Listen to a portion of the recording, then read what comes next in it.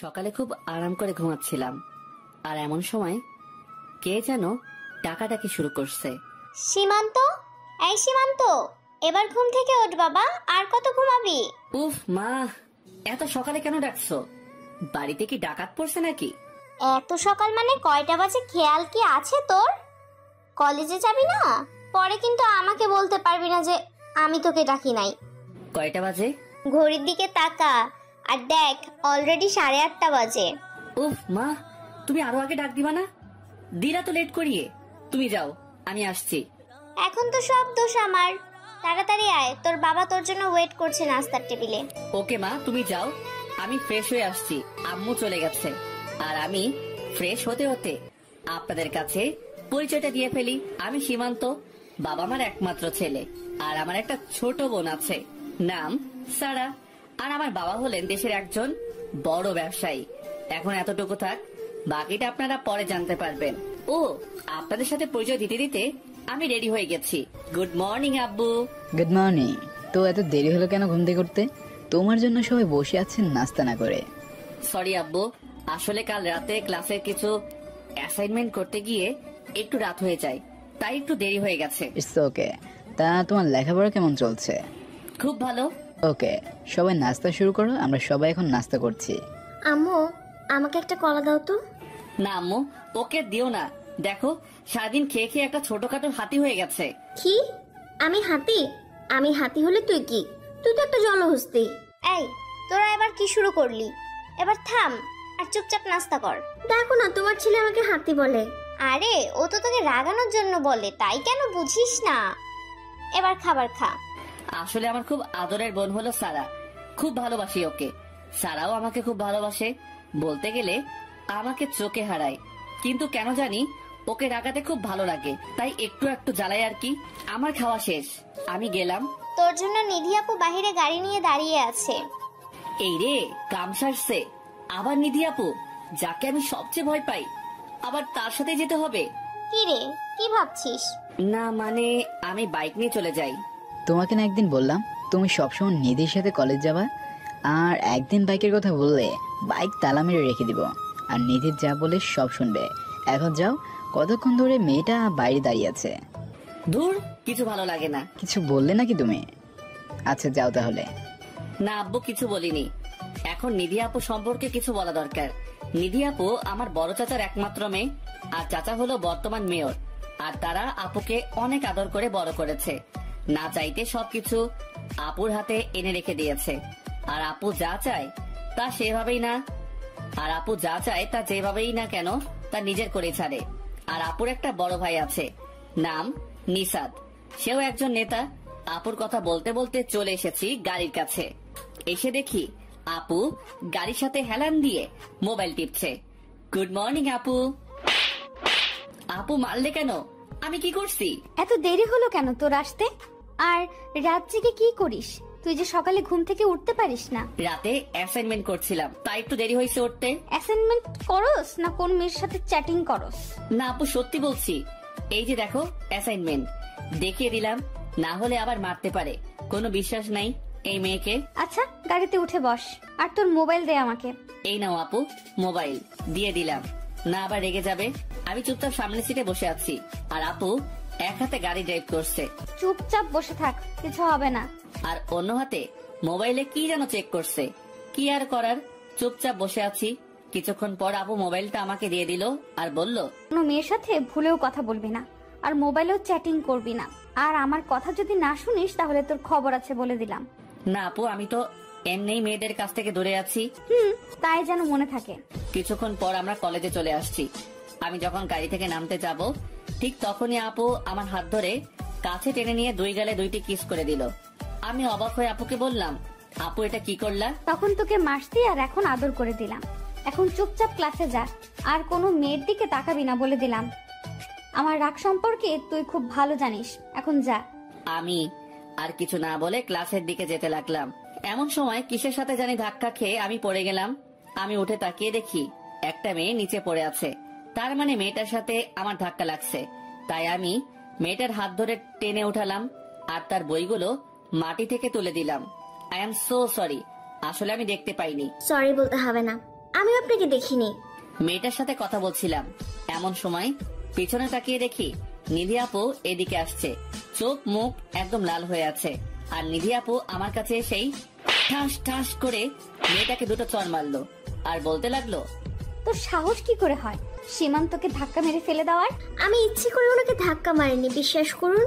তোকে যদি কোনো দিন ওর আশেপাশে দেখি তাহলে তোর কি অবস্থা করব তা তুই কল্পনাও করতে পারবি না।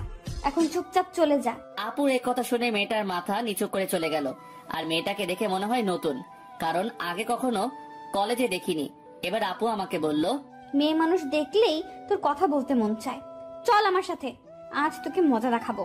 এ কথা বলে আপু আমাকে হাত ধরে টানতে টানতে একটা খালি ক্লাসরুমে নিয়ে গেল আর ভিতর থেকে দরজা লক করে দিল। আর আমাকে বলল, এখন বল ওই মেয়ের সাথে কেন কথা বললি? কথা বলিনি তো, আমি তো জাস্ট সরি বললাম ওনাকে, আর কিছু বলিনি। সরি বলার সময় কি এত হেসে হেসে সরি বলতে হয় নাকি? আর সরি বলতে এত সময় লাগে? তুই কি আমাকে শিখাস? আপু বিশ্বাস করো, আমি শুধু সরি বলছি।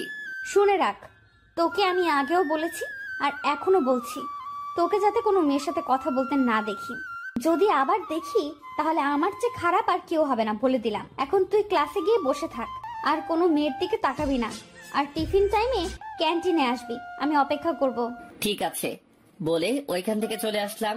আর হ্যাঁ, আপনাদেরকে বলতে ভুলে গেছি, নিধি আপু এবার অনার্স দ্বিতীয় বর্ষে পড়ে ইংরেজি মাধ্যমে। আর আপু দেখতে অসম্ভব সুন্দর। কলেজ আর ভার্সিটির সব ছেলেরা আপুর জন্য পাগল, কিন্তু কেউ কিছু বলতে সাহস পায় না। দুই একজন সাহস করে বলেছিল। তাদের অবস্থা আপু এত খারাপ করেছিল যে এরপর থেকে আর কেউ তার ধারের কাছেও আসে না, যতটুকু সম্ভব দূরে থাকে। আর অন্যান্য কলেজ ভার্সিটিতে নেতামি করে ছেলেরা, আর আমাদের এখানে করে নিধি আপু। আর তাকে কেউ কিছু বলতে পারে না।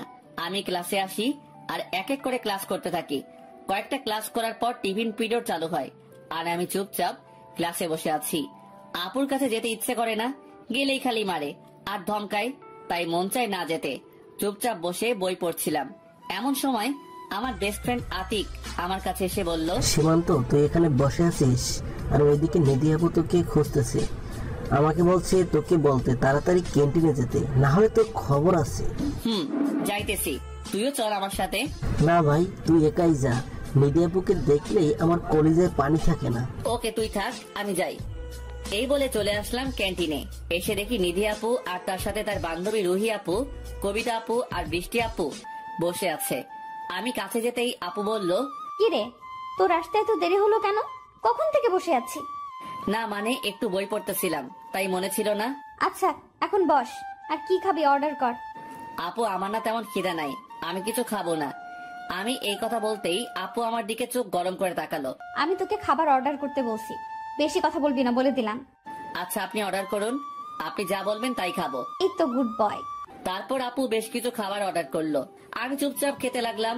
মাঝে মাঝে খেয়াল করে দেখি আপু খাওয়া বাদ দিয়ে আমার দিকে তাকিয়ে থাকে। আর আমি তাকাতেই মুচকি হেসে চোখটা নামিয়ে নেয়। আমি অল্প কিছু খেয়ে সেখান থেকে চলে আসি। আর আসার সময় আপু বলে ছুটি হলে যেন আমি তার জন্য দিয়ে থাকি, একসাথে বাসায় যাবে। অন্যদিকে নিধি আর ওর বান্ধবীরা ক্যান্টিনে বসে গল্প করছিল। এমন সময় নিধির ফ্রেন্ড বৃষ্টি বলে ওঠে, নিধি, তোকে একটা কথা বলি। বল। তার জন্য কি আবার অনুমতি নিতে হবে নাকি? তোর চাচাতো ভাইয়াটা না খুব কিউট, আর ওর চোখগুলা তো আরো সুন্দর। মানে তুই কি বলতে চাস? সোজাসুজি বল, এত নাটক না করে। নিধি, আমি মনে হয় সীমান্তের প্রেমে পড়ে গেছে। কি কি কইলি তুই? নিধি প্লিজ দোস্ত, কিছু একটা ব্যবস্থা করে দে। আমি জানি ও আমার 2 বছরের জুনিয়র, কিন্তু কি করব, আগে থেকে ওকে আমার ভাল লাগতো, তাই আজ তাকে বলে দিলাম একটা ব্যবস্থা করে দে। একটা ব্যবস্থা করে দে। ও তো তোর চাচাতো ভাই। এই কথা শোনার সাথে সাথে নিধি আপু বসা থেকে দাঁড়িয়ে যায় আর রাগে মাথা আগুনের মতো গরম হয়ে যায়। আর নিধি আপু বৃষ্টিকে বলে, বৃষ্টি, এবার তুই থাম, যা বলার বলছস, আর কিছু বলবি না। আজকের পর যদি আমি তোর মুখ থেকে সীমান্তের নামও শুনি তাহলে আমি ভুলে যাব তুই আমার ফ্রেন্ড। আর তোকে যাতে কোনোদিন সীমান্তের আশেপাশেও না দেখি, যদি দেখি তাহলে আমি কি করব তা আমি নিজেও জানি না। এই কথা নিধি আপু সেখান থেকে চলে যায়। আর বৃষ্টি সহ সবাই ওখানেই বোকার মতো দাঁড়িয়ে থাকে। নিধি আপু অনেক রাগী সবাই জানে, কিন্তু আমার কথা বলতে এতটা রেগে যাবে কেউ ভাবেনি। কলেজ ছুটির পর আমি আপুর গাড়ির কাছে এসে দাঁড়িয়ে আছি। এমন সময় দেখলাম আপু আসতেছে, কিন্তু আজ আপুর চেহারাটা কেমন যেন গম্ভীর, মনে হয় কোনো কিছু নিয়ে খুব চিন্তায় আছে। আর আর তারপর আপু আমার কাছে আমাকে যা বলল।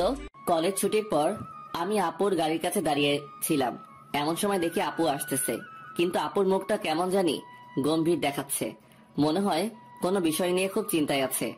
আর আপু আমার কাছে এসে আমাকে বলল, সীমান্ত, তুই আর কোনো সময় বৃষ্টির সাথে কথা বলবি না, এমনকি ওর সামনে কখনো যাবি না, ওর থেকে দূরে থাকবি। কেন আপু? বৃষ্টি আপু আবার কি করলো? উনি তো খুব ভালো। এ কথা বলে মনে হয় খুব বড় ভুল করছি। আপু দেখি রেগে গেছে। ওই কি বললি তুই? বৃষ্টি খুব ভালো আর আমি তোর কাছে জানতে চাইছি নাকি যে কে ভালো আর কে খারাপ? তুই শুধু ওর সাথে মিশবি না। কিন্তু কেন তা বলবে তো? কেন মিশবি না তা তোর জানা লাগবে না, আমি যা বলবো তাই শুনবি। এখন গাড়িতে বস। আমি আর কিছু বললাম না, কারণ আপু একবার যা বলবে তাই শুনতে হবে, না হলে আবার হিতে বিপরীত হতে পারে। আপু দেখছি গাড়ি চালাচ্ছ আর কি যেন আপু দেখি গাড়ি চালাচ্ছে আর কি যেন ভাবছে। আমি ভয়ে কিছু জানতে চাইনি। আর কিছুক্ষণ পরই আমরা বাসায় চলে আসি। যখন আমি গাড়ি থেকে নামছি তখন আপু বলল, শোন, এখন বাসায় গিয়ে রেস্ট নিবি, আর কোথাও যাবি না। আর রাতে আমি কল দিলে রিসিভ করবি, না ধরলে বাসায় এসে তোর ক্লাস আমি নিব। আপু ঠিক আছে, আমি কল ধরবো। ওকে, ভেতরে যা। আমি চলে আসলাম। আর আমি যতক্ষণ না ভিতরে যাই ততক্ষণ পর্যন্ত আপু বাহিরে গাড়ি নিয়ে দাঁড়িয়ে থাকে। আমি ভিতরে গেলে পরে চলে যাই। আমি বুঝি না আপু আমার প্রতি কেন এত নজরদারি করে। বাসায় আসার পর ফ্রেশ হয়ে আসলাম, আম্মু খাবার দিল, আমি খেয়ে রুমে চলে আসলাম। আর এইভাবে দিন পেরিয়ে রাত হয়ে গেল। রাতে কিছুক্ষণ পরার পর আম্মু খাবার খেতে ডাকে। নিচে গিয়ে দেখি সবাই বসে আছে টেবিলে। আমি গিয়ে সবার সাথে খাওয়া শুরু করলাম। তখন আব্বু বলল, সীমান্ত, আজ ক্লাস ঠিক মতো করছস? কোনো সমস্যা হয়েছে? না আব্বু, কোনো সমস্যা হয়নি। ওকে, ভালো। কোনো সমস্যা হলে আমাকে সাথে সাথে জানাবে। ঠিক আছে আব্বু। এভাবে সবার সাথে টুকটাক কথা বলে খাবার খেয়ে রুমে চলে আসলাম। এসে মোবাইলের দিকে তাকিয়ে আমার চোখ চরক গাছে উঠছে, কারণ আপু আমাকে 10 বার কল দিছিল। তাই আমি সাথে সাথে আপুকে কল ব্যাক করি। আর কল রিসিভ করেই ধমক দিয়ে আপু বলল, ওই কোথায় ছিলে এতক্ষণ? আমি তোকে কয়বার কল দিছি, শুনতে পাস নাই? আপু আমি তো খাবার খাইতেছিলাম আর ফোনটা রুমে ছিল, তাই কল ধরতে পারি নাই। তো মোবাইলটার সাথে নেওয়া যায় না? জানিস কত চিন্তা করতেছিলাম। আরে এতে চিন্তার কি আছে আপু? আর তুমি আমাকে নিয়ে তো চিন্তা করো কেন আপু? কেন চিন্তা করি তুই বুঝিস না? কে বললে বুঝি না? আমি সব বুঝি। সত্যিই তুই বুঝিস না? বলতো কেন তোকে নিয়ে এত চিন্তা করি? কারণ আমি তোমার ছোট ভাই, তাই তুমি এত টেনশন করো আমাকে নিয়ে। কুত্তা, তুই ঘোড়ার ডিম বুঝোস। আর শোন, কালকে আমি ভার্সিটি যাব না, আর তুই কিন্তু বৃষ্টির সাথে কথা বলবি না। যদি বলিস তাহলে কিন্তু খারাপ কিছু হবে, বলে দিলাম। আচ্ছা ঠিক আছে, বলবো না। এভাবে কিছুক্ষণ আপুর সাথে কথা বলে ফোনটা রেখে দিলাম আর কিছুক্ষণ পড়াশোনা করে ঘুমিয়ে পড়লাম। সকালে আমার ছোট বোন সারা আমাকে ঘুম থেকে ডেকে দিল। তারপর আমি ফ্রেশ হয়ে নাস্তা করে বাইক নিয়ে চলে গেলাম কলেজে। আপু না গেলে আমি বাইক নিয়ে কলেজে যাই, আর আপু গেলে আপুর সাথে গাড়িতে যেতে হয়। কলেজে গিয়ে 2টি ক্লাস করে আমি আর আতিক মাঠের এক কোণে বসেছিলাম। এমন সময় কোথা থেকে যেন বৃষ্টি আপু আমার কাছে আসলো। তার সাথে আর 2জন মেয়ে ছিল। বৃষ্টি আপু আমাকে বলল, সীমান্ত, এখানে কি করো? কিছু করি না আপু, বসে আছি। কিছু বলবেন? হুম, তোমার সাথে আমার কিছু কথা আছে, একটু চলো তো আমার সাথে। আপু একা আসবো? একা আসলেই ভালো হয়। ঠিক আছে চলেন। আপুর সাথে আসলাম, কারণ আমি যদি এখন না করি তাহলে আপু কষ্ট পাবে। কারণ আপুর সাথে আরো 2জন মেয়ে ছিল। বৃষ্টি আপু আমাকে নিয়ে আমাদের কলেজের পাশে বাগানের কাছে নিয়ে গেল আর আমাকে বলল, সীমান্ত, তোমাকে আমি কিছু বলতে চাই। বলেন, কি বলবেন? তোমার নিধি আপু তোমাকে কিছু বলে নাই? না, আমাকে কিছু বলে নাই আপু। আসলে আমি তোমাকে এখন যা বলবো জানি না তুমি কি মনে করবে, তবু বলতে হবে, না হলে আমি আর থাকতে পারবো না।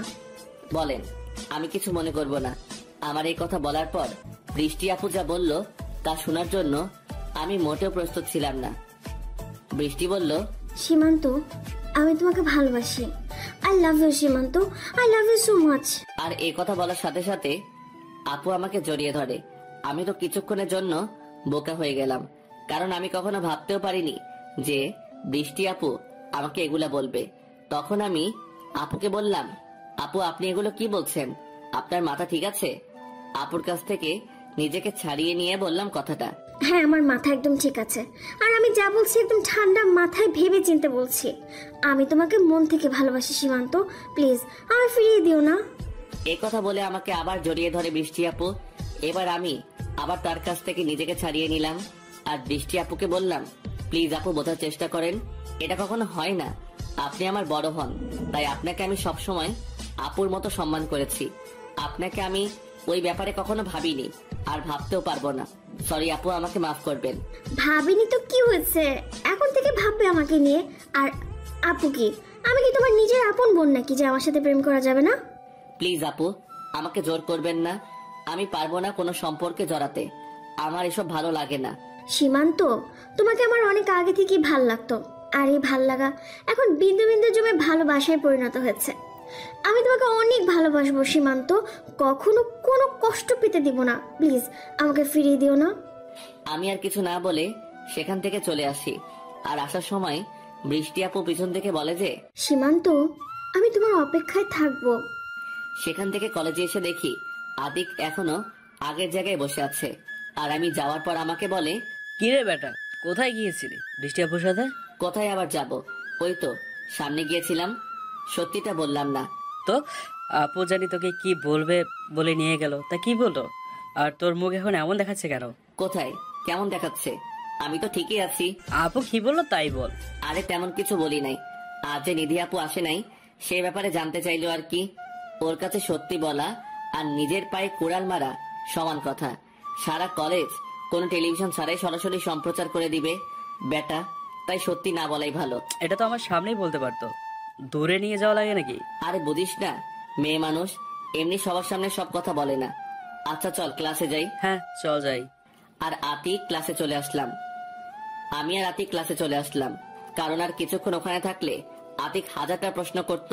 তার থেকে ভালো চলে আসা, তাই চলে আসলাম। এভাবে আমার বাকি ক্লাসগুলো হওয়ার পর কলেজ ছুটি হয়ে যায় আর আমি বাইক নিয়ে বাসায় চলে যাই।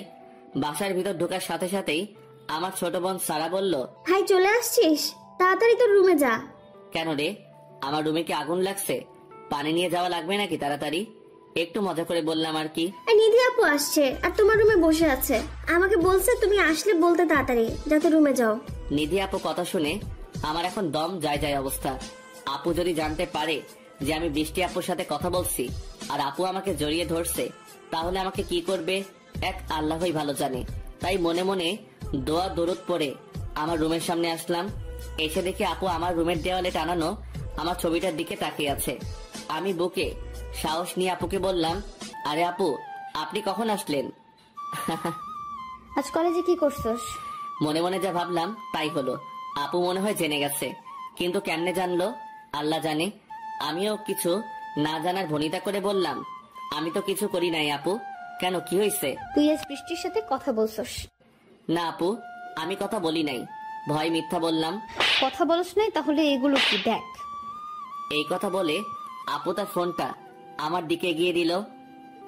আর তার ফোনের দিকে তাকিয়ে আমার চোখ চোখ গাছে ওঠার মতো অবস্থা, কারণ আমার আর বৃষ্টি আপুর ছবি তার ফোনে। এমনকি বৃষ্টি আপু যে আমাকে জড়িয়ে ধরছে তার ছবিও আছে।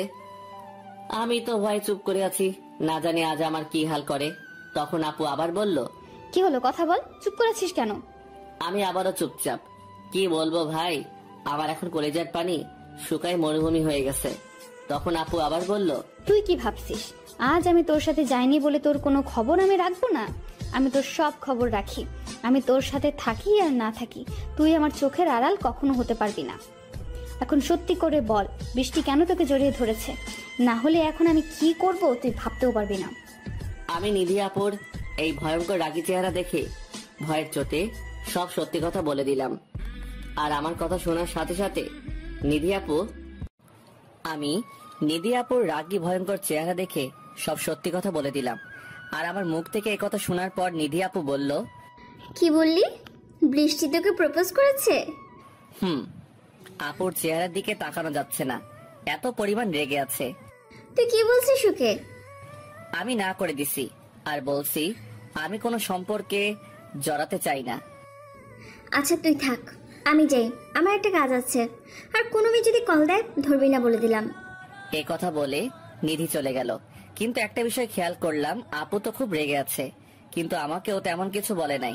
আল্লাহ জানে এখন কি করে। অন্যদিকে নিধি শুধু ভাবছে আমি বৃষ্টিকে না করার পরেও ওর সাহস হলো কিভাবে সীমান্তকে প্রপোজ করার। আবার বৃষ্টি ওকে জড়িয়ে ধরছে। আমার জিনিসে হাত দেওয়ার মজা ওকে আজ বুঝাবো। এসব ভেবে নিধি বৃষ্টিকে কল দেয়। হ্যালো বৃষ্টি, কোথায় তুই? আমি তো বাসায়। কেন, কিছু বলবি? বলবো। ওই তোদের বাসার পেছনের মাঠে আমি দাঁড়িয়ে আছি। আজকের ক্লাসের পড়াগুলো জানতে হবে। ওকে, তুই 5 মিনিট দাঁড়া, আমি আসতেছি। এ কথা বলে কলটা রেখে দেয়। আর নিধির রাগ যেন ক্রমশই বাড়ছে। সে কি করবে তা সে জানে না। নিধি শুধু জানে সীমান্ত একমাত্র ওর, আর নিধি জিনিসে কেউ হাত দিবে তা সে হতে দিবে না। নিধি এসব ভাবতে ভাবতে বৃষ্টি চলে আসে। আর এসেই বৃষ্টি বলে, কি রে নিধি, তুই আমার বাসার সামনে চলে এলি? পরে তো ফোন করেই জানাতে পারতি। কেন, এসে কি তোকে বিপদে ফেললাম নাকি?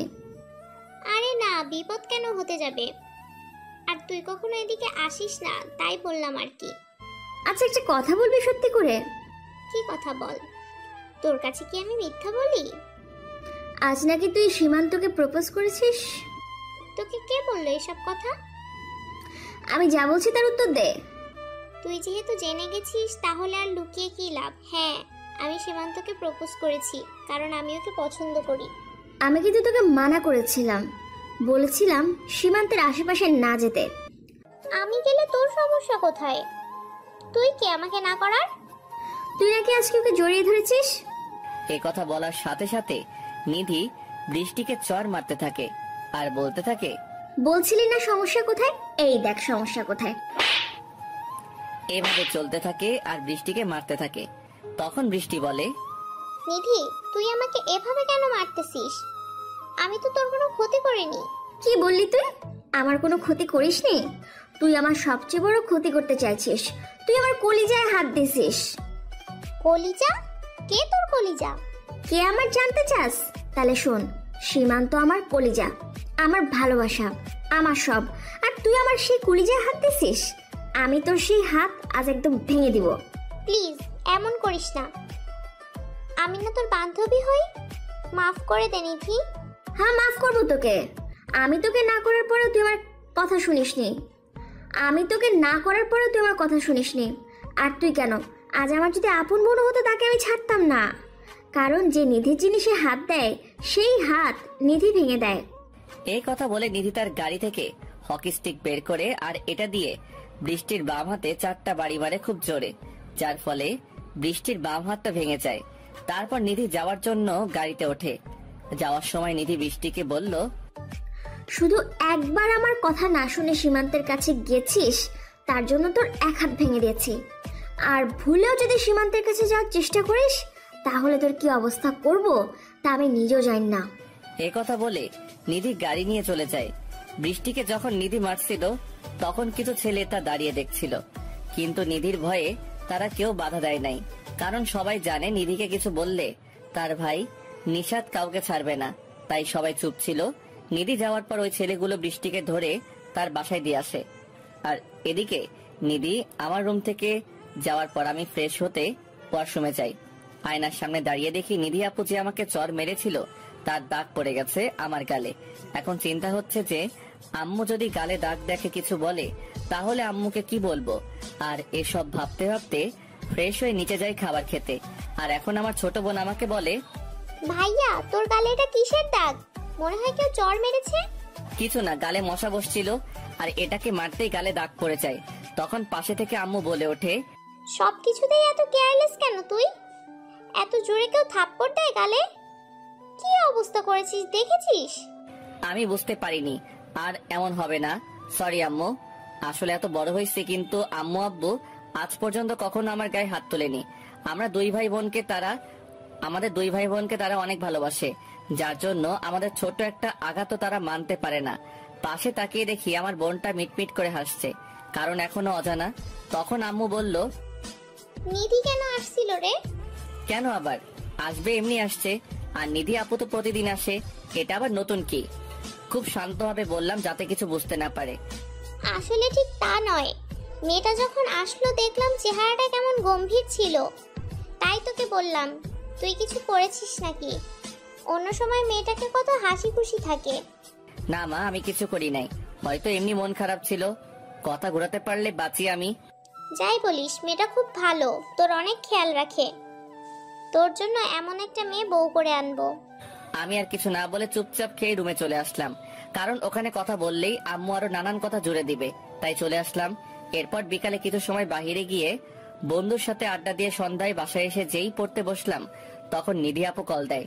কি রে, কি করিস? এই তো আপু, পড়তে বসলাম মাত্র। এখন বই নিয়ে আমাদের বাসায় আয়, আমার সাথে পড়বি। না আপু, আজ না, কাল আসবো। গেলেই আপু নানা রকম অত্যাচার, তাই যেতে মন চায় না। কি বললি? তুই আসবি না? তাহলে কিন্তু আমি এখন চাচিকে কল দিব। না না, আমি আসছি, কাউকে কল দেওয়া লাগবে না।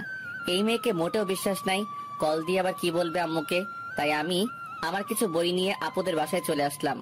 আসার সময় আম্মু জানতে চাইছিল কোথায় যাই। নিধি আপুর কথা বলার পর আর কিছু বলে নাই। আপু বাসায় এসেই চাচির সাথে দেখা, তখন চাচি বলে, কি রে সীমান্ত, তুই তো আমাদের বাসায় এমন সময় আসিস না, খুব বড় হয়ে গেছিস। না চাচি, আসি তো, আসলে সারাদিন কলেজ করে বেশি সময় পাই না, তাই আর কি কম আসি। আপু কোথায়? এখন থেকে প্রতিদিন আসবি। নিধি ওর রুমে আছে, যা উপরে। আমি উপরে চলে আসলাম। এসে দেখি আপু তার মোবাইলে কি যেন দেখছে আর মুচকি মুচকি হাসছে। আপুই এই মুচকি হাসিটা অনেক সুন্দর, যা বলে বোঝাতে পারবো না। আর তার সাথে ঠোঁটের নিচের তিলটা যেন সেই হাসির মহিমা আরো 1000 গুণ বাড়িয়ে দেয়। আপুর এই হালকা ঠোঁট বাঁকানো মুচকি হাসিটা বরাবরই আমার মনে ভালো লাগা সৃষ্টি করে, কিন্তু তা কখনো আপুকে বলা হয়নি।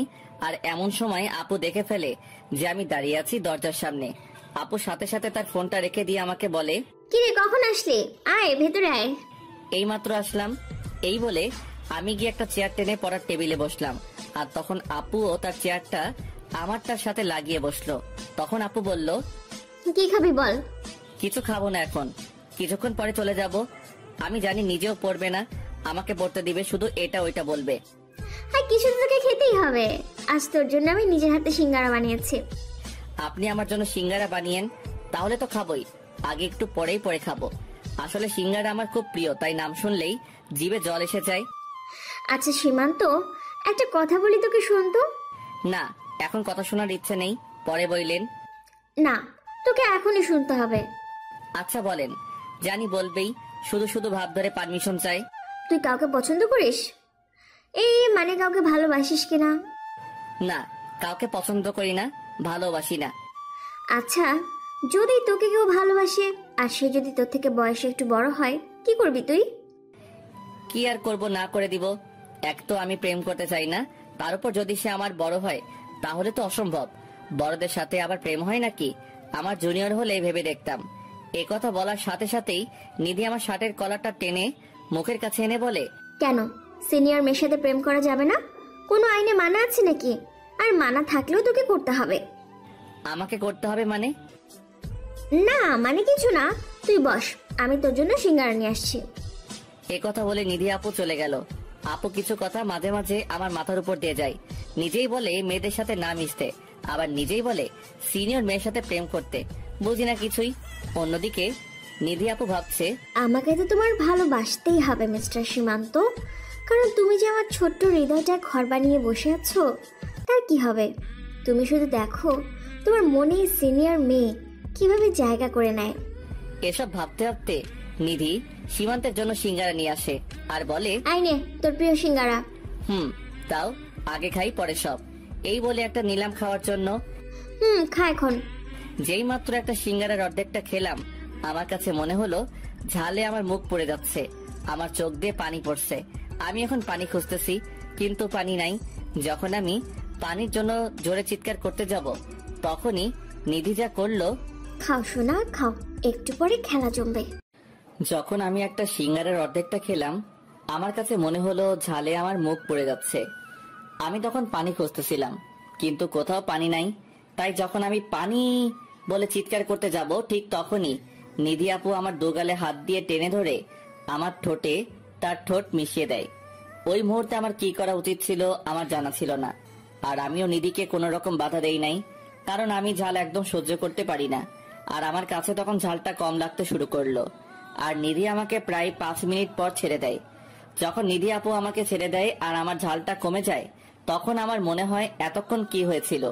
আর এসব ভেবে আমি লজ্জায় নিধির দিকে তাকাতে পারছিলাম না। তাই আমি কিছু না বলে তার রুম থেকে বের হয়ে বাসায় চলে আসি।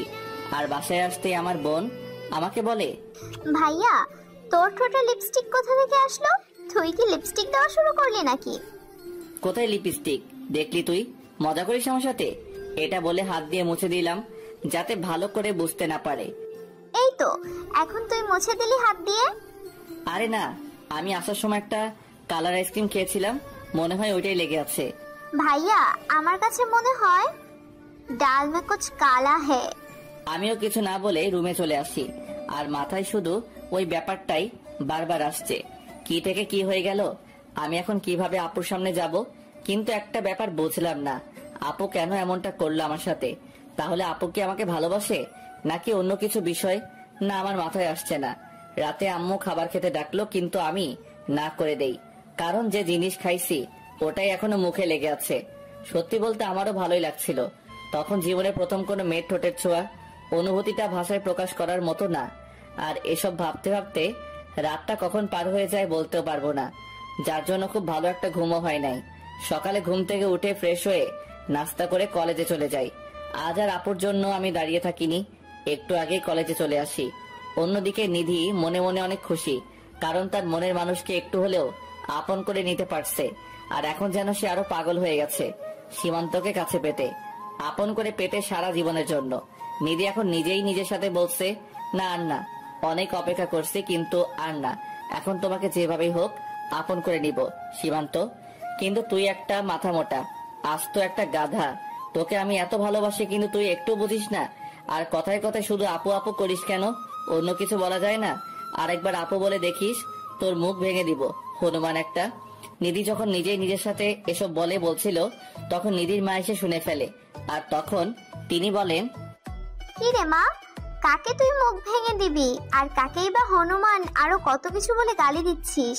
নিধি তখন তার মাকে দেখে চমকে যায়, আর সাথে সাথে তার মাকে জড়িয়ে ধরে তার পাশে বসিয়ে মায়ের কোলে মাথা রেখে শুয়ে পড়ে।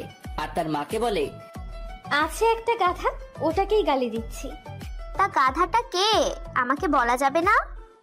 তুমি আমার দুনিয়ার বেস্ট মা, তোমার কাছে বলবো না তো কার কাছে বলবো? তাহলে বল, আমিও একটু শুনি। আচ্ছা মা, আমি যদি কাউকে পছন্দ করি তাহলে কি তোমরা তাকে মেনে নেবে? কেন মেনে নিব না? অবশ্যই মেনে নিব, কারণ তুই সুখী থাকলে আমরাও খুশি। আর ছেলেটা যদি আমার একটু ছোট হয় তাহলে তোমাদের কোনো সমস্যা হবে? আমাদের কেন সমস্যা হবে? জীবনটা তোর, আর তুই সবচেয়ে ভালো বুঝিস কিভাবে তুই ভালো থাকবি আর কার সাথে তুই সুখী থাকবি। যদি তোরা একে অপরকে পছন্দ করিস বা ভালোবাসিস, তাহলে বয়সটা কোনো বিষয় না। তোর যা ভালো লাগে কর, আমরা তোর পাশে আছি। নিধি তখন খুশিতে তার মাকে জড়িয়ে ধরে কেঁদে দেয় আর বলতে থাকে, আমি জানতাম তোমরা আমার কথা কখনো ফেলবে না, তোমরা হলে পৃথিবীর সবচেয়ে ভালো বাবা মা। হয়েছে পাগল মেয়ে, তার জন্য কি এখন কাঁদতে হবে নাকি? আর এখন বল, কোন সে জুনিয়র ছেলে যে আমার পরীর মতো মেয়ের মন চুরি করেছে? একদিন বাসায় নিয়ে আয়, আমরাও দেখি। এখন না, পরে আমিই নিয়ে আসবো। আর কয়েকটা দিন অপেক্ষা করো, দেখবে তোমাদের জামাইকে তোমাদের সামনে এনে দাঁড় করাবো। আচ্ছা, নিয়ে আসিস। আজ তুই ভার্সিটি যাবি না? না, আজকে যাব না। আচ্ছা, নিচে আয়, খেয়ে যা। সীমান্ত, তুমি আমার সাথে এত বড় মিথ্যা কথা কেন বললে? আমি আপনার সাথে কি বললাম? ওই দিন তুমি কেন বললে যে তুমি কোনোদিন প্রেম করবে না, তোমার কারোর সাথে কোনো সম্পর্ক নেই? বেশ অবাক হয়ে বললাম, এখানে মিথ্যার কি হলো? যা সত্যি আমি তো তাই বললাম, আমার কোনো সম্পর্ক নাই আর কোনো সম্পর্কে জড়াবো না। মিথ্যা কথা, তোমার আর নিধির মাঝে সম্পর্ক আছে। আমি তো বৃষ্টির কথা শুনে মনে হয় আকাশ থেকে পড়লাম। মেয়েটা বলে কি আমার নাকি সম্পর্ক আছে, তাও আবার ওই গন্ডি নিধির সাথে। তখন আমি বললাম, কি সব আবল তাবল বলছেন আপনি? মাথা ঠিক আছে আপনার? আমার কেন নিধি আপুর সাথে সম্পর্ক থাকবে? উনি আমার আপু হয়, এর বেশি আর কিছু না। আপনাকে এসব কে বলছে? আমি কোনো আবল তাবল বলছি না সীমান্ত। যা বলছি ঠিক বলছি। নিধি আমার কাছে নিজে এসে বলেছে তোমাদের সম্পর্কের কথা। তুমি নাকি নিধির কলিজা, আর তার জন্য দেখো আমার কি অবস্থা করেছে নিধি। আমি যেন অবাকের পর অবাক হচ্ছি বৃষ্টির কথা শুনে। নিধি আপু আর আমার মাঝে সম্পর্ক আছে, কিন্তু আমি নিজেই জানি না। আর নিধি আপু নিজে বলছে এই কথা, কিন্তু এসব কিভাবে সম্ভব? আপু তো কোনোদিন আমাকে বলে নাই যে আমাকে ভালোবাসে। আমি এসব ভাবছিলাম, তখন বৃষ্টি আবার বলল, আজ শুধু তোমার জন্য আমার এত বড় ক্ষতি হলো। তুমি যদি আমাকে বলতে তোমাদের মাঝে সম্পর্ক আছে, তাহলে কি আমি তোমাকে এসব বলতাম? আজ শুধু তোমার জন্য নিধি আমার এর অবস্থা করেছে। আমার জন্য করছে মানে? আর কি করছে নিধি আপু আপনাকে? তুমি দেখতে পাচ্ছ না কি করেছে? ওই দিন যে আমি তোমাকে প্রপোজ করেছিলাম আর জড়িয়ে ধরেছিলাম, এটা নিধি জেনে যায়। আর সে আমাকে বাসা থেকে বের করে মাঠে নিয়ে সবার সামনে আমাকে মারে, এমনকি আমার হাত পাও ভেঙে দেয়। কি, নিধি আপু আপনাকে এভাবে মারছে? হ্যাঁ, নিধি আমাকে এভাবে মেরেছে। হ্যাঁ, আরও বলেছে আমাকে তোমার পাশে দেখলে, আরও বলেছে আমাকে তোমার পাশে যদি দেখে তাহলে নাকি তার চেয়েও খারাপ কিছু করবে। এখন আমার কাছে সত্যি খারাপ লাগছে বৃষ্টির কথা শুনে, আর সাথে রাগও হচ্ছে অনেক নিধি আপুর উপর। মানুষ এতটা ভয়ঙ্কর কিভাবে হতে পারে একটা মেয়ে হয়ে? আর একটা মেয়েকে এভাবে কেউ মারতে পারে নাকি? তখন আমি বললাম, আপু আমি আপনার কাছে খুবই দুঃখিত যে আমার জন্য আপনার আজ এই অবস্থা। আর আপনাকে কিছুই করতে পারবে না নিধি, আমি তাকে দেখে নিব। এভাবে আরো কিছুক্ষণ কথা হলো বৃষ্টির সাথে। তারপর তার কাছে ক্ষমা চেয়ে তাকে বিদায় দিলাম। বৃষ্টি আপু চলে যাওয়ার কিছুক্ষণ পরেই নিধি আপু গাড়ি নিয়ে কলেজে আসে, আর গাড়ি থেকে নেমে আমার কাছে আসতে থাকে। কিন্তু মুখ দেখে মনে হচ্ছে আজ খুব খুশিতে আছে, হাসি যে মুখ থেকে সরছেই না। আমি তাকে দেখেই ক্লাসের দিকে চলে যেতে লাগলাম। তখনই নিধি পিছন থেকে বলল, সীমান্ত কোথায় যাস? দাঁড়া বলছি, তোর সাথে আমার কিছু কথা আছে, দাঁড়া। কিন্তু আমি তাকে কিছু না বলে চলে আসি। ক্লাসের সামনে এসে একবার পিছনে ফিরে দেখি নিধি আপু আগের জায়গায় দাঁড়িয়ে আছে, কিন্তু মুখে সে হাসিটা আর নেই, কেমন জানি মলিন হয়ে আছে। মনে হয় আমার কাছে সে এটা আশা করে নাই। অন্যদিকে নিধি ভাবছে, আজ সীমান্তের কি হলো? ও তো কখনো এমন করে না, আমি যা বলি তাই করতো, কিন্তু আজ আমি ডাকলাম তাও শুনলো না। ওর এত বড় সাহস হলো কি করে? ওকে পরে দেখে নিব। এ কথা বলে নিধিও ক্লাসে চলে যায়। আমি ক্লাসে এসে আর ক্লাস থেকে বাহিরে বের হইনি। নিধি আপু মনে হয় আমাকে অনেক খুঁজতেছে, কিন্তু আমার এখন আর তার সামনে যেতে ইচ্ছা করছে না, তাই ক্লাসেই বসে আছি। আর এইভাবে একের পর এক ক্লাস করতে করতে টিফিন টাইম হয়ে যায়। তখন আমার এক ফ্রেন্ড বলে নিধি আপু নাকি আমাকে খুঁজতেছে, তাকে বলছে আমাকে যাতে ক্যান্টিনে যেতে বলে। আমি যাব না বলে চুপচাপ বসে রইলাম। এভাবে প্রায় 10 মিনিট যেতে না যেতেই কোথা থেকে যেন নিধি আপু দেখি আমার সামনে এসে দাঁড়ায়, আর তাকে দেখে মনে হচ্ছে খুব রেগে আছে। আমি কিছু বলার আগে আমার হাত ধরে টেনে ক্যান্টিনে নিয়ে যায় আর বলে, কি রে, কি হয়েছে তোর? সকাল থেকে দেখছি আমার সাথে কথা বলিস না, আমাকে এড়িয়ে চলছিস। আমি ডাকলাম তাও আমার ডাকে কোনো সাড়া দিলি না। কি হয়েছে, সমস্যা কি তোর, বল। তাতে আপনার কি? আমি যার সাথে ইচ্ছা কথা বলবো, যার সাথে ইচ্ছা বলবো না। আপনি বলার কে? আমার আপনার সাথে কথা বলার ইচ্ছা নাই, তাই বলি নাই।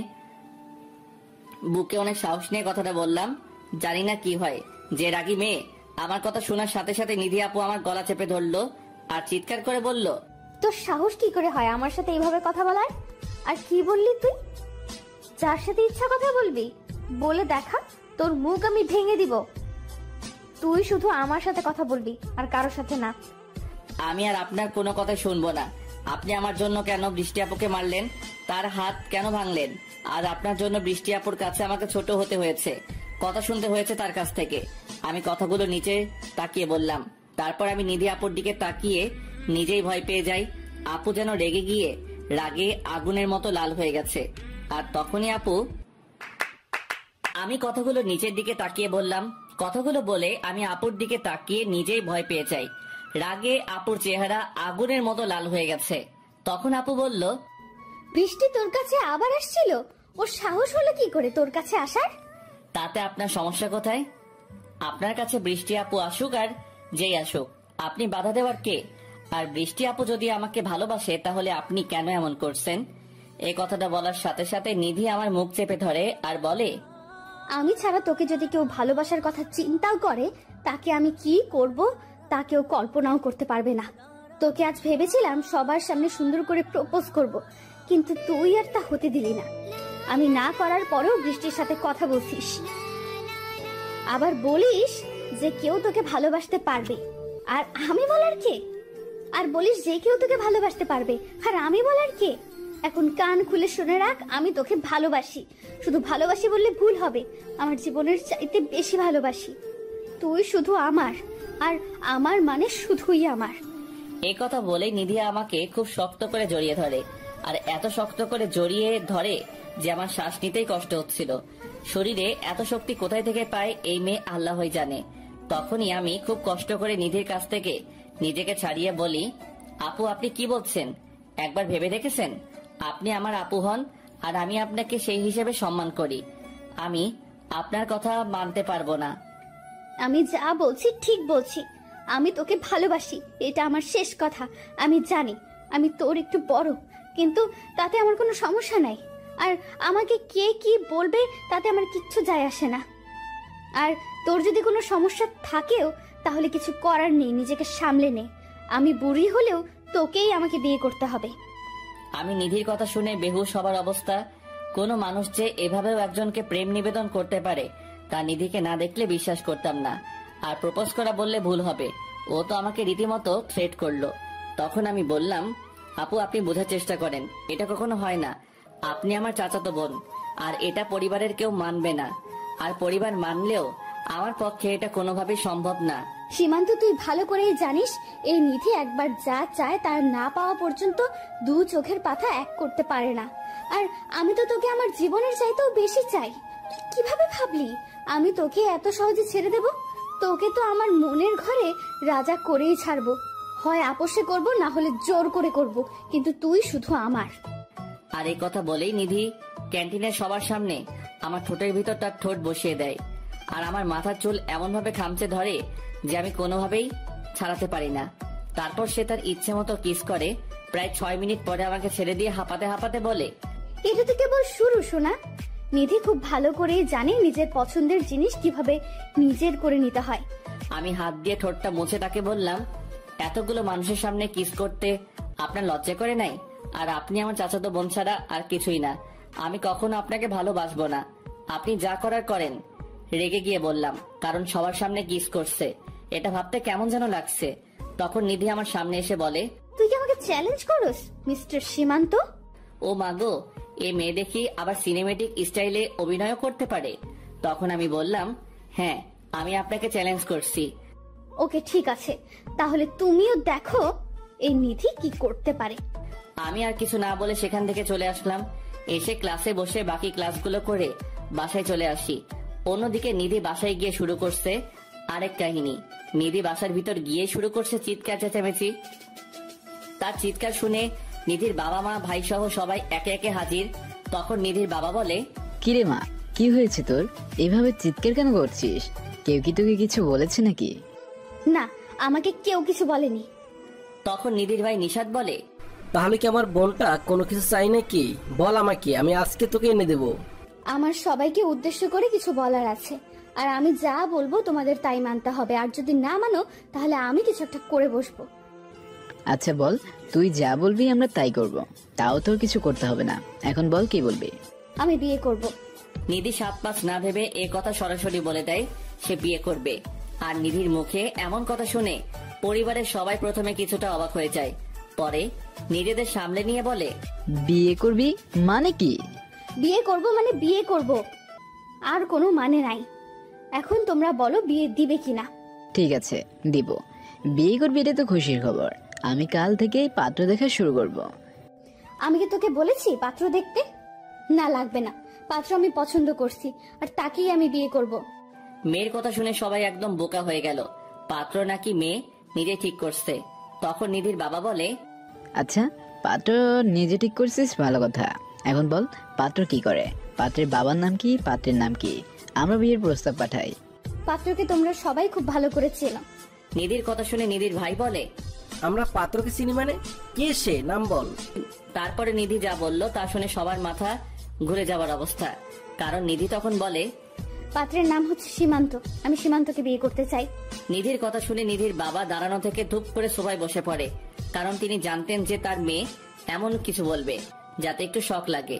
কিন্তু মেয়ের মুখে সীমান্তের নামটা শুনে মনে হয় শখটা এত জোরে লাগে যে তিনি কথাই বলতে পারছেন না। তখন নিধির ভাই বলে, নিধি তুই সব কি বলছিস বোন? তোর কি মাথা ঠিক আছে? হ্যাঁ, আমার মাথা একদম ঠিক আছে। কেন, কি হয়েছে? তুই সীমান্তকে বিয়ে করবি মানে? তুই কি ভুলে গেছিস ও আমাদের চাচাতো ভাই? না, ভুলি নাই। আর চাচাতো ভাই হয়েছে তো কি হয়েছে? চাচাতো ভাই বোনের মাঝে বিয়ে হয়েই থাকে, এটা খুব স্বাভাবিক ব্যাপার। নিধির কথা তারা যত শুনছে তত বেশি অবাক হচ্ছে। ওর ভিতরে ভয় ডর কোনো কিছুই কাজ করছে না, যা মুখে আসছে অকপটে বলে যাচ্ছে নিধি। আসলে নিধি ছোট থেকেই এরকম, কাউকে ভয় পায় না। তখন নিশাদ বলে, কিন্তু সীমান্ত তোর থেকে ছোট, তুই কিভাবে ওকে বিয়ে করবি? আর সমাজের মানুষ কি বলবে? আমাদের একটা মান সম্মানের ব্যাপার আছে না? আমি এত কিছু জানি না। আমি সীমান্তকেই বিয়ে করব, আর সমাজের মানুষের কথায় আমার কিচ্ছু আসে যায় না। আর আমার সুখের থেকে কি তোমাদের কাছে মান সম্মানটা বড় হয়ে গেল? নিধির বাবা মা শুধু চুপচাপ মেয়ের মুখের দিকে তাকিয়ে কথা শুনছিল। তখন নিশাদ আবার বলে, না, আমাদের কাছে তুই সবার আগে, তারপরে সমাজ। তোর সুখ মানে আমরা সুখী, কিন্তু সীমান্ত কি রাজি হবে? কেন রাজি হবে? 100 বার রাজি হবে। আমি আর সীমান্ত একে অপরকে ভালোবাসি। কি? তোরা একে অপরকে ভালোবাসিস? কবে থেকে এগুলো করছিস তোরা? কখনো তো তোদের দেখে মনেই হয়নি তোরা দুজন দুজনকে ভালোবাসিস। হ্যাঁ, আমরা একে অপরকে ভালোবাসি অনেক আগে থেকে। আর আমরা কি তোমাদের দেখিয়ে দেখিয়ে প্রেম করব নাকি? নিধির কথা শুনে নিশাদ চুপ হয়ে গেল আর মনে মনে বলল, এমন বোন আর 2-1টা থাকলে ভাইদের কপালে ডুগডুগি বাঁচতে সময় লাগবে না। ওর কথা শুনে মনে হয় আমি ওর ছোট আর ও আমার বড়। তখন নিধির বাবা বলে, মারে তুই একবার বোঝার চেষ্টা কর। আমার বোঝা শেষ। এখন তোমরা বলো আমাদের সম্পর্ক মানবে কিনা। আমি কোনো কিন্তু শুনতে চাই না। এখন তোমরা বলো সীমান্তের সাথে আমার বিয়ে দিবে কিনা। আর যদি না করো তাহলে আমি কিন্তু কিছু করে বসবো। নিধির মা এতক্ষণ পাশ থেকে দাঁড়িয়ে সব শুনছিল। এখন তিনি বলেন, আচ্ছা শোন, তোর কিছু করা লাগবে না। তুই যা বলবি আমরা তাই করব। তুই খুশি হলেই আমরা খুশি। এই কথা শুনেই নিধি গিয়ে তার মাকে জড়িয়ে ধরে। তার মাও তার মাথায় হাত বুলিয়ে দেয়। আসলে নিধির কোনো চাওয়া তারা কখনো অপূর্ণ রাখে না, আর এটা নিয়েও তারা কোনো দ্বিমত করতো না।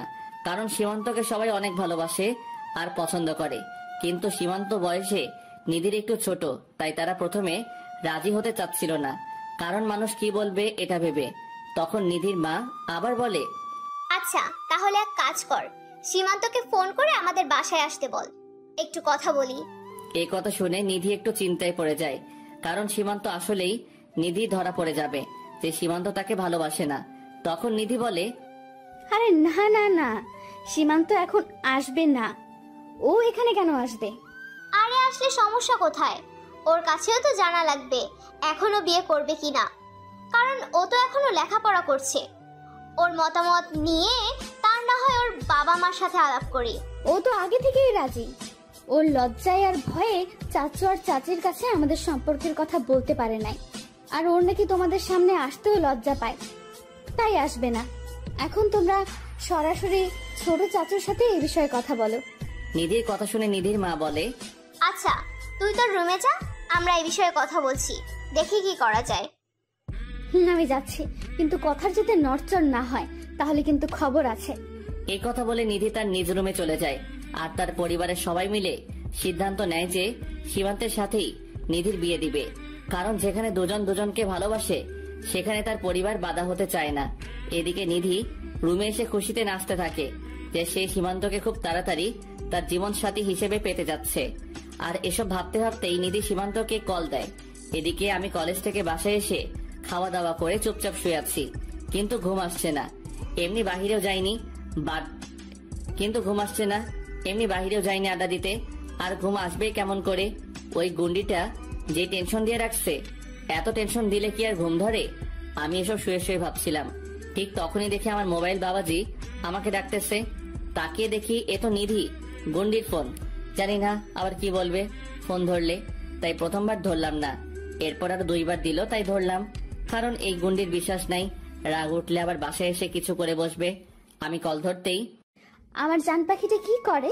কল রিসিভ করতে কি এত সময় লাগে? ওই কে আপনার জান পাখি? এখানে কোনো জান পাখি মান পাখি নাই। তুমি তো আমার জান পাখি, আমার কলিজার টুকরো, আমার ভালোবাসা। নিধির মুখে এসব শুনতে আমার কাছে কেমন যেন লাগছিল, তাই আমি বললাম, আপু প্লিজ এসব বললেন না, আমার কাছে কেমন যেন লাগে। ওমা, আমি আপু বলার সাথে সাথে নিধি রেগে গিয়ে আগুন হয়ে গেল আর আমাকে বলল, কুত্তা, তুই আমারে আবার আপু ডাকছস? তোরে আমি না করছি না আপু ডাকতে? আমার কত ভালো মুডটা দিলি নষ্ট করে। আমি কি করছি আপু? এই রে কাম সারছে, আবার বলে ফেলছি। হারামি, তুই আমার সাথে মজা নিস? এখন যদি তোর কাছে পাইতাম তাহলে বুঝতি কি করতাম তোকে। কিন্তু ব্যাপার না, কালকে কলেজে যাবি না, তখন তোকে দেখবো। কিন্তু ব্যাপার না, কালকে কলেজে যাবি না, তখন তোকে দেখবো কোন ঠোঁট দিয়ে আমাকে আপু ডাকিস। এটা বলে ঠাস করে কলটা কেটে দিল। আমাকে আর কিছু বলার সুযোগই দিল না। আমার আর কি করার, চুপচাপ শুয়ে আছি, ভাবছি কালকে কি হবে। পরের দিন আমি কলেজে গেলাম। আজ একটা ইম্পর্টেন্ট ক্লাস আছে, তাই আসলাম, না হলে জীবনেও আজ আসতাম না। আর আমি কলেজের ভিতর যেতেই, পরের দিন আমি কলেজে গেলাম। আজ একটা ইম্পর্টেন্ট ক্লাস আছে, তাই আসলাম, না হলে জীবনেও আসতাম না। আমি কলেজের ভিতর যেতেই দেখি ওমা, নিধি আপু দেখি আমার আগে কলেজে চলে আসছে। কিন্তু এত তাড়াতাড়ি তো কখনো আসে না কলেজে, নিশ্চিত আমার জন্য আজ এত আগে আসছে। সামনে ফেলে খবর আছে, তাই আমি ওনাকে দেখেও না দেখার ভান করে চলে যাচ্ছি। অন্যদিকে নিধি আর তার ফ্রেন্ড রুহি কথা বলছিল মাঠের এক কোনায় দাঁড়িয়ে। রুহি তখন দেখে সীমান্ত নিধিকে দেখে দ্রুত চলে যাচ্ছে। তখন রুহি বলে, নিধি দেখ দেখ, সীমান্ত তোকে দেখে পালিয়ে ক্লাসে চলে যাচ্ছে। আই সীমান্ত, দাঁড়াও বলছি। আমাকে দেখে পালিয়ে যাওয়া হচ্ছে তাই না? দাঁড়াও, আর এক পাও সামনে যাবে না, বলে দিলাম। এই রে কাম সারছে, শেষ পর্যন্ত দেখেই ফেললো। কিন্তু এখানে থাকা যাবে না, আগে এখান থেকে পালাই, না হলে এমন কাজ করবে মান সম্মান থাকবে না। তাই আমি শুনেও না শোনার ভান ধরে চলে আসতে লাগলাম। তখন পিছন থেকে নিধি বলে, তুমি কতক্ষণ পালিয়ে থাকবে আমিও দেখবো। নিধির হাত থেকে পালানো এত সহজ না।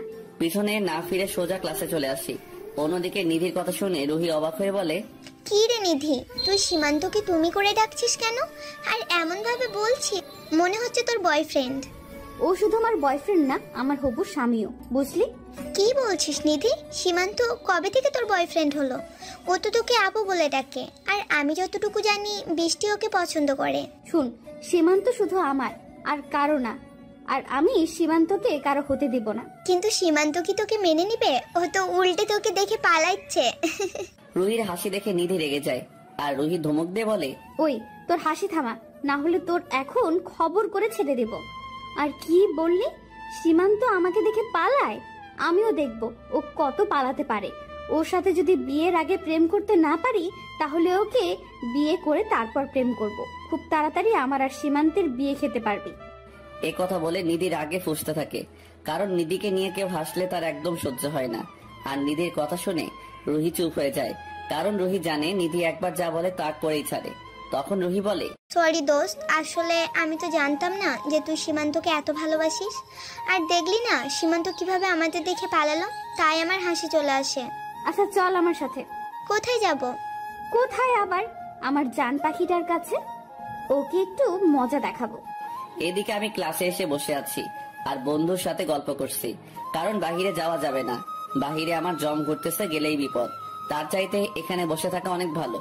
আমি বন্ধুদের সাথে কথা বলছিলাম, এমন সময় দেখি রুহি আপু আসছে আমার কাছে, আর এসেই আমাকে বলল, সীমান্ত তাড়াতাড়ি আমার সাথে আসো।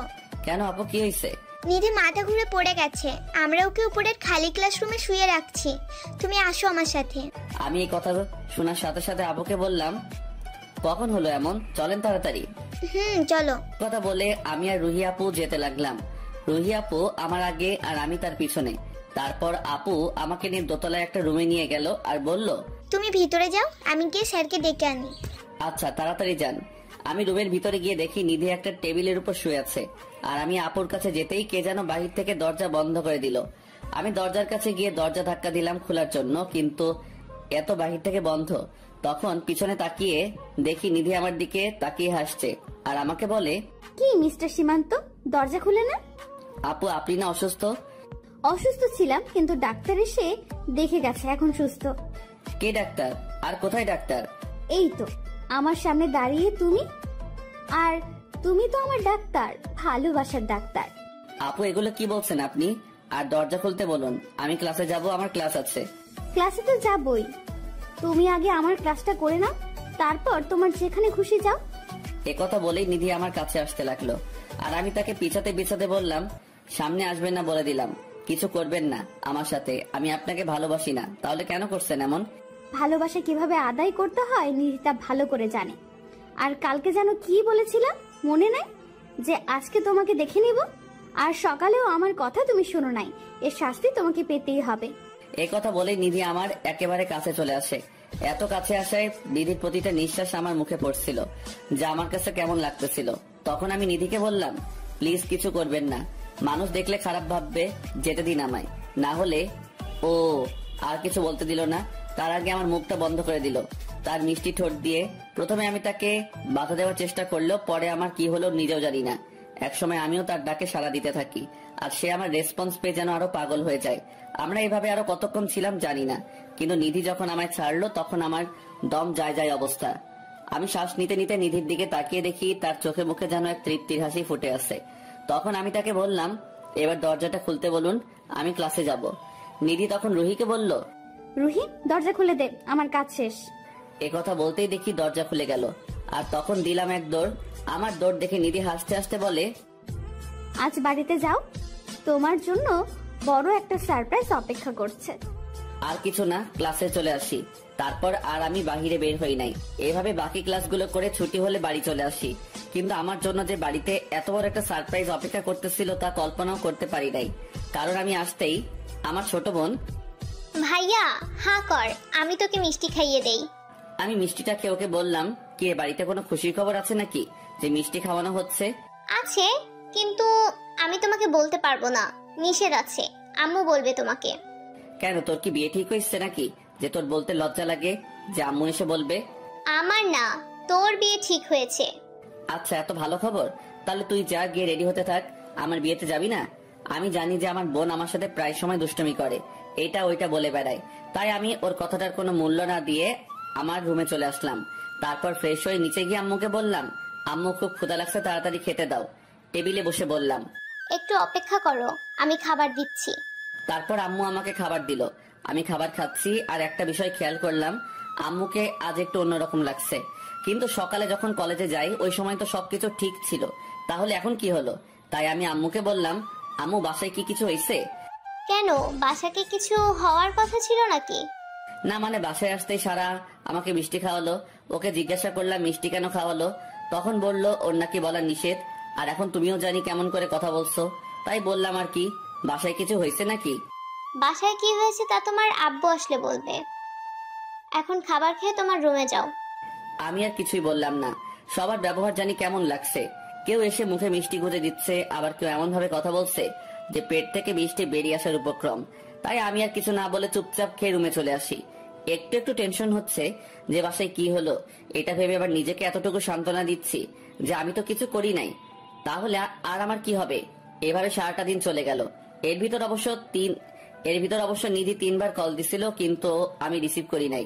রাতে আমার রুমে শুয়ে শুয়ে মোবাইল টিপছিলাম, এমন সময় আমার বোন সারা এসে বলল, ভাইয়া তোমাকে আব্বু ডাকছে তার রুমে যেতে। আচ্ছা তুই যা, আমি আসছি। একথা বলেই সারা চলে গেল, আর আমি আব্বুর রুমে যাচ্ছি আর ভাবছি যে আব্বু কি জানি বলে। তখন আবার আম্মু বলল আব্বু নাকি কি বলবে, আর এসব ভাবতে ভাবতে আব্বুর রুমে চলে আসি। আব্বু আমাকে ডাকছেন? বলেন। আমি শুনছি। বলেন। আব্বুর কথা শুনে আমি ঠাস করে মনে হয় আকাশ থেকে পড়লাম। আব্বু কিসের আর কার সম্পর্কের কথা বলছে?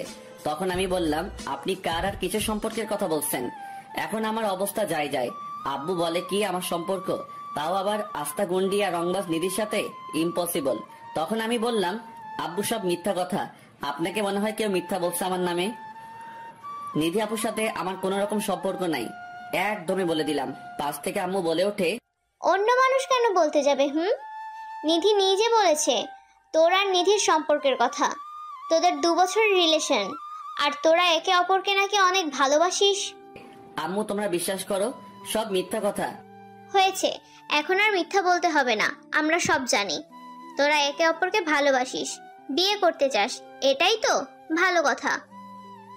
তুই নাকি আমাদের কাছে বলতে লজ্জা পাস, তাই বলছিস না বিয়ের কথা। তাই নিধি ওর বাবা মা আর আমাদের কাছে সব বলেছে। চুপ করে বসে আছি, মাথার উপর দিয়ে এমন ভাবে কথাগুলো যাচ্ছে যে আমি যে কোনো সময় অজ্ঞান হতে পারি। আমার চুপ থাকা দেখে আম্মু আবার বলতে শুরু করলো, আমরা কি তোকে কখনো কোনো কিছুতে না করেছি নাকি? কোনো কিছুতে বাধা দিছি? সব সময় তোর সিদ্ধান্তকে সাপোর্ট করেছি। তাহলে আজ তুই কিভাবে বললি যে তোর লাইফের এত বড় একটা সিদ্ধান্ত আমরা বাধা দিব? কিন্তু তুই আমাদের কাছ থেকে এত বড় একটা বিষয় লুকিয়ে রাখলি। নিধি যদি না বলতো তাহলে তো আমরা জানতেই পারতাম না, তাই তোর প্রতি একটু অভিমান করেছিলাম।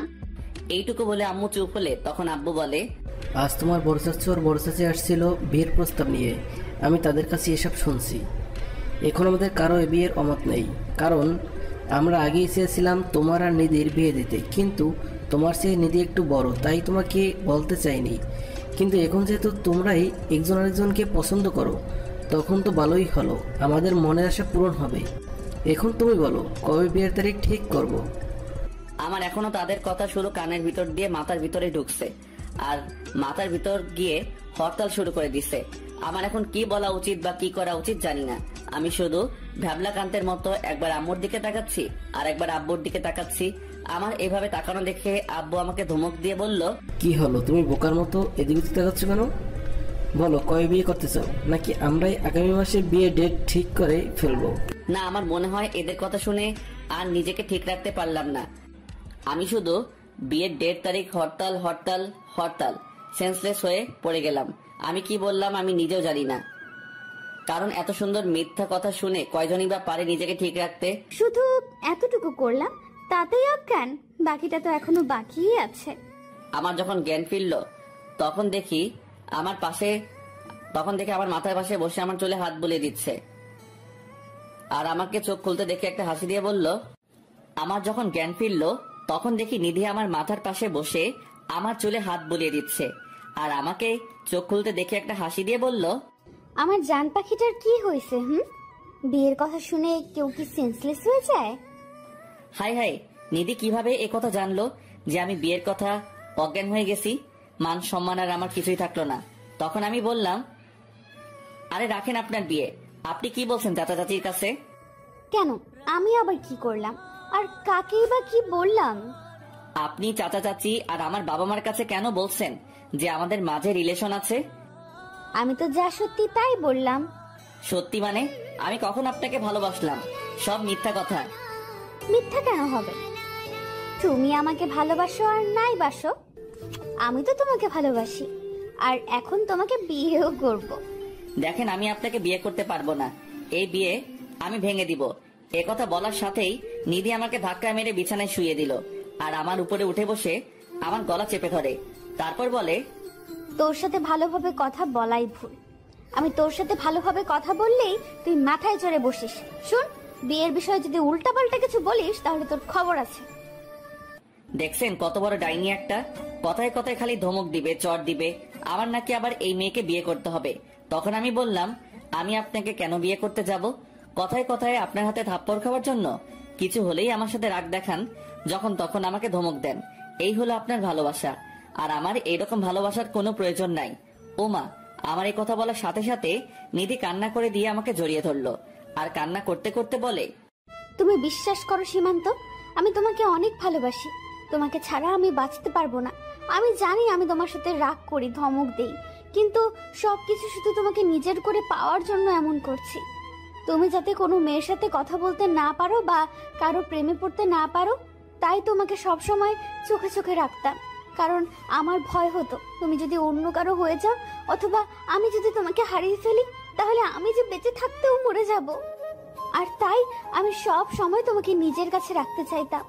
আর আমি সব কিছু করছি শুধুমাত্র আমার ভালোবাসাটাকে বাঁচিয়ে রাখার জন্য, কারণ ভালোবাসা ছাড়া বেঁচে থাকাটা যে মৃত্যুর সমান। নিধির কথা শুনে আমি পুরো স্তব্ধ হয়ে গেছি।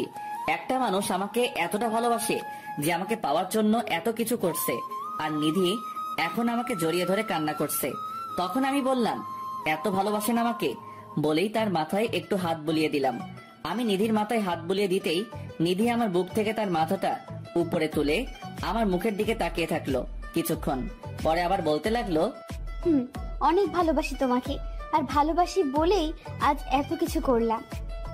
সেদিন যখন বৃষ্টি তোমাকে প্রপোজ করেছে, এটা দেখে আমার কাছে কেমন লাগছিল তা তোমাকে বলে বোঝাতে পারবো না।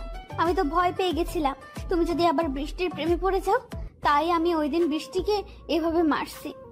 কারণ আমি সবকিছু হারাতে রাজি, কিন্তু তোমাকে হারাতে পারবো না, কারণ তুমি শুধু আমার, আর আমি তোমার জন্য সব করতে পারি। নিধির কথা যত শুনছি ততই যেন অবাক হচ্ছি। বলে কি মেয়েটা? তখন আমি বললাম, আর আমি যদি রাজি না হই তাহলে কি করবেন? নিধি কিছুটা রেগে গিয়ে বলল, এতক্ষণ আমার কথা শুনে তোমার কাছে কি মনে হয়? আমি যার জন্য এত কিছু করলাম তাকে এত সহজে ছেড়ে দেব? তোমাকে তো আমার কাছে নেবই, তোমাকে তো আমার করে নিবই। হয় আপোষে নেব, না হয় জোর করে। আর যদি তাতে কাজ না হয় তাহলে আগে নিজের হাতে তোমাকে খুন করব, তারপর নিজে খুন হব, তবুও তোমাকে অন্য কারো হতে দেব না। এবার ভেবে দেখো, আমাকে বিয়ে করবে নাকি আমার হাতে খুন হবে? কোনটা করবা সিদ্ধান্ত তোমার। আরে আরে, নিধি তো সত্যি সত্যি পাগল হয়ে গেছে। আর যে মেয়ে তার ভালোবাসার মানুষকে পাওয়ার জন্য এত কিছু করতে পারে, আর যাই হোক তার ভালোবাসা মিথ্যা হতে পারে না। তাই আমি তাকে বললাম, আচ্ছা ঠিক আছে, খুন করা লাগবে না। তার মানে তুমি রাজি? রাজি, কিন্তু আমাকে কিছুদিন সময় দেওয়া লাগবে। এখন বিয়ে করতে পারবো না, কারণ আমি আপনাকে কখনো ওইভাবে দেখি নাই। তাই আমার কিছু সময় লাগবে নিজেকে ঠিক করার জন্য। আমি এই কথা বলার সাথেই নিধি আমাকে তার শরীরের সমস্ত শক্তি দিয়ে জড়িয়ে ধরছে। মনে হয় যদি পারতো তাহলে আমার বুকের ভিতর চলে যেত। তারপর নিধি বলল, ঠিক আছে, দিলাম তোমাকে সময়, কিন্তু বেশি দিন না, কিন্তু খুব তাড়াতাড়ি আমরা বিয়ে করব। আর এখন থেকে বিয়ের আগ পর্যন্ত আমরা চুপিয়ে প্রেম করব। আচ্ছা আপু, ঠিক আছে, এখন ছাড়ুন, কেউ এসে দেখে ফেলবে। আমি এই কথা বলার সাথে সাথে দেখি নিধি আমার দিকে চোখ বড় বড় করে তাকিয়ে আছে। আর আমি কিছু বলার আগেই আমাকে আবার বিছানায় ফেলে দিয়েই আমার উপর চড়ে বসলো। তখন আমি বললাম, আরে কি করছেন কি? নামুন ওপর থেকে, কেউ এসে পড়বে, তাড়াতাড়ি সরুন। ও আর কিছু বলার আগে নিধি আমার ঠোঁটের উপর টর্চার করা শুরু করেছে। প্রথম দিকে ভালোই লাগছিল, কিন্তু কিছুক্ষণ পরই নিধি আমার ঠোঁটে কামড়ে ধরলো। এমন ভাবে কামড় দিছে যে মনে হয় এখনই ঠোঁট ছিঁড়ে ফেলবে। সরাতে গেলে আরো জোরে কামড় দেয়। আমার অবস্থা এখন যায় যায়। ঠিক এমন সময় আমার ছোট সারা আমার রুমে আসে, আর এসেই, আমি কিছু দেখি নাই। সারার গলার আওয়াজ শুনে নিধি আমাকে ছেড়ে দিয়ে আমার কাছে থেকে সরে যায়, আর সারাকে বলে, কিরে, তোর আর আসার সময় হলো না, এখন কেন আসলি? আমি কি জানি নাকি যে তোমরা এখানে দিনের বেলা দরজা খুলে রোম্যান্স করছো? দরজা বন্ধ করলে কি হয়? আমি মাথাটা নিচে দিয়ে সব শুনছিলাম। তখন নিধি বলে, তা আমার আদরের ননদটা এখন কেন আসছে? আম্মু তোমাদের ডাকতেছে, বলেছে তাড়াতাড়ি আসতে। এ কথা বলেই সারা চলে যায়। তখন আমি নিধিকে বলি, দেখছেন আপনার জন্য এখন কি হলো? আমি এখন সারার সামনে কিভাবে যাব? আমার তো এখন ওর সামনে যেতেই লজ্জা লাগবে। আমার কথা শুনে নিধি একটা হাসি দিয়ে বলে, ওলে আমার লজ্জাবতী বাবু তারে, আরেকবার যদি আমাকে আপু বলছো আর আপনি করে রাখছো, তাহলে একটু আগে যেটা করলাম মনে আছে, সেটা কিন্তু সবার সামনে করব। তখন দেখবো তোমার লজ্জা কোথায় যায়। না না না, আর বলবো না। আপনার লজ্জা না থাকতে পারে, কিন্তু আমার আছে। আবার আপনি বলছিস তুই? সরি সরি, তুমি আর এমন হবে না। মনে থাকে যেন। এখন চল নিচে যাই, দেখি কি বলে। চলো। এই কথা বলে আমি আর নিধি আম্মুর কাছে যাই। আর আম্মুর কাছে আসতেই আম্মু বলল, কিরে, তুই এখন সুস্থ নাকি ডাক্তারের কাছে নেওয়া লাগবে? না আম্মু, ঠিক আছি, আমার তেমন কিছু হয়নি। তা তো দেখতেই পাচ্ছি, যে ছেলে বিয়ের কথা শুনে অজ্ঞান হয়ে যায় তার আবার ঠিক থাকা। আম্মুর কথা শুনে অনেক লজ্জা লাগছিল, আর সাথে অনেক রাগও হচ্ছিল নিধির উপর, কারণ ওর জন্য আম্মু এখন আমায় নিয়ে মজা করছে। আর পাশে তাকিয়ে দেখি নিধিও মিটমিট করে হাসছে। তখন আমি বললাম, আম্মু প্লিজ আর বলো না, এখন কেন ডাকছো তা বলো। ঠিক আছে, বলবো না। এখন বল, তোরা কি সিদ্ধান্ত নিলি? কিসের সিদ্ধান্তের কথা বলছো আম্মু? সত্যি আমি বুঝতে পারি নাই, কারণ আমি ভুলেই গেছিলাম বিয়ের কথা। আমার এরকম হিয়ালিপনা কথা শুনে নিধি পাশ থেকে নিধি বলে, এই তোমার কি মাথাটা গেছে নাকি? মা আমাদের বিয়ের কথা বলছে। কি মেয়ে রে বাবা, আম্মুর সামনে কিভাবে নিজের মুখে নিজের বিয়ের কথা বলে, একটু লজ্জা করে না? আর আমার আম্মুকে মুহূর্তেই নিজের মা বানিয়ে নিল, মনে মনে বললাম।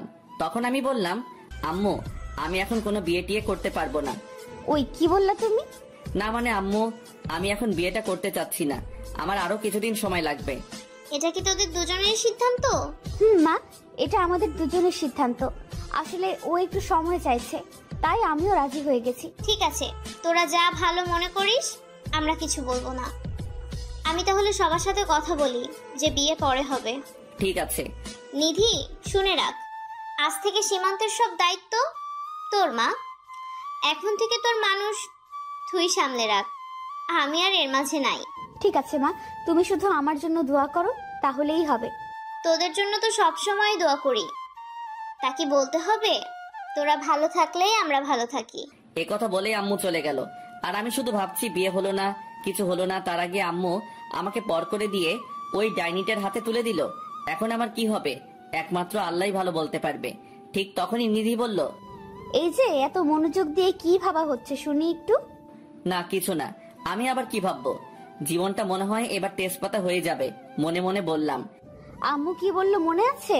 আজ থেকে তোমার সব কিছুর দায়িত্ব আমার উপর, আর এখন থেকে আমি যেভাবে বলবো ঠিক সেভাবে চলবে।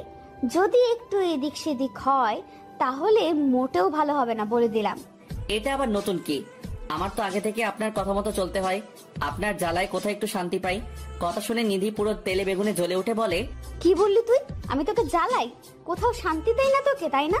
ঠিক আছে, তোকে আমি আরো জ্বালাবো, দেখবো তুই কি করতে পারিস। আর একবার যদি তুই আমাকে আপনি করে বলিস তাহলে দেখবি আমি তোকে কি করি, মনে থাকে যেন। কথা বলে নিধি হনহন করে চলে গেল। আর নিধি এখন আমাকে তুমি করে বললেও রাগ উঠলেই তুই করে বলে। আমার অবশ্য খারাপ লাগে না, কারণ আমিও নিধিকে আস্তে আস্তে ভালোবাসতে শুরু করছি। বর্তমানে এভাবেই চলছে আমার জীবন।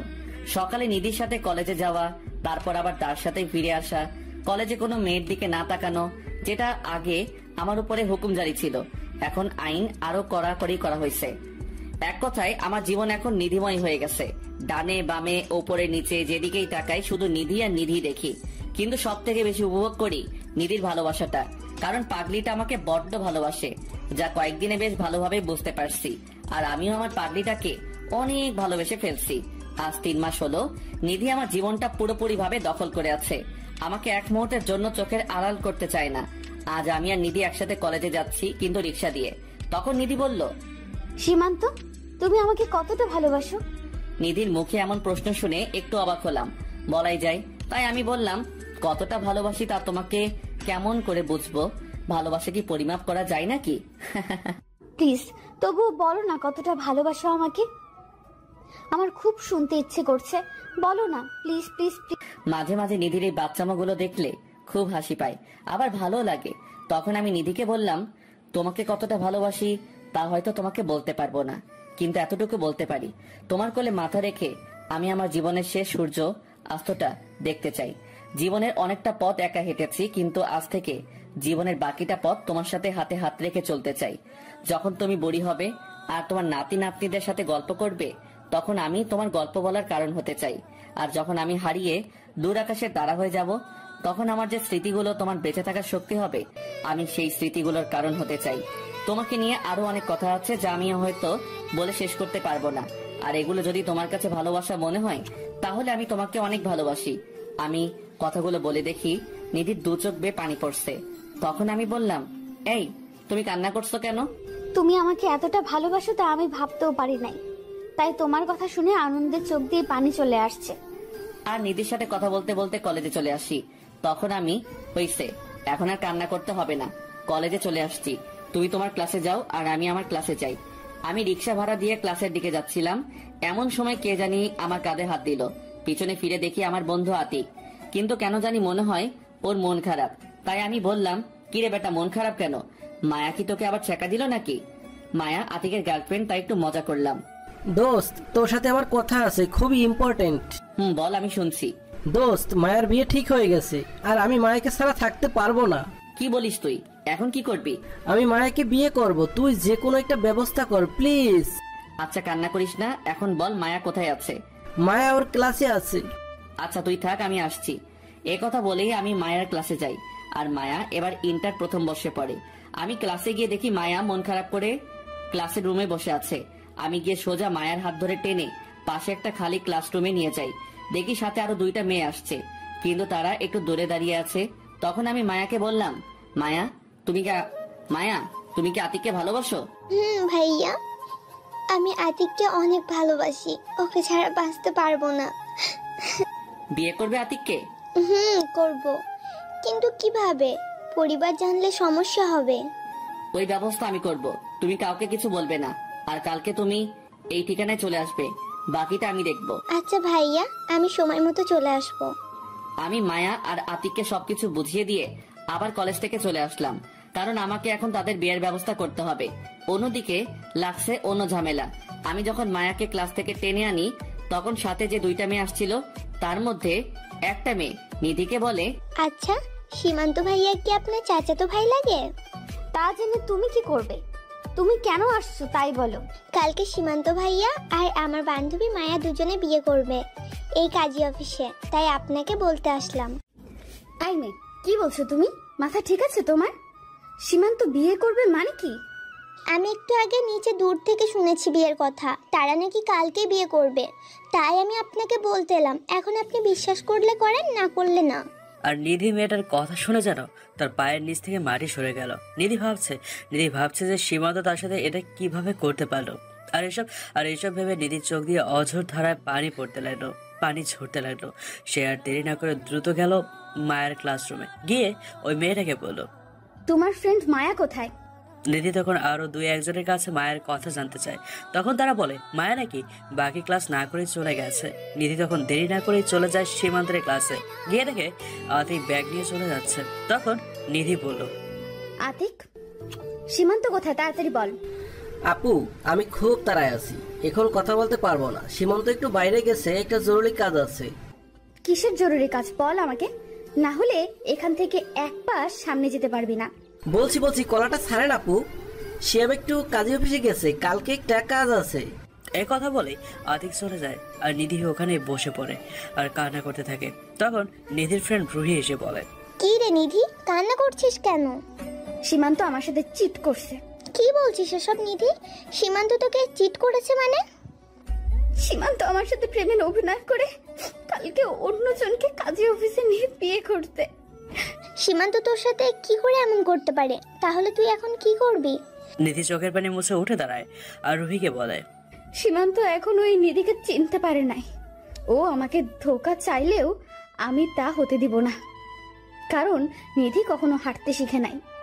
আমি আজকেই সীমান্তকে বিয়ে করব, তোরা খালি দেখে যা আমার খেলা। এই কথা বলেই নিধি সরাসরি বাড়ি চলে যায়।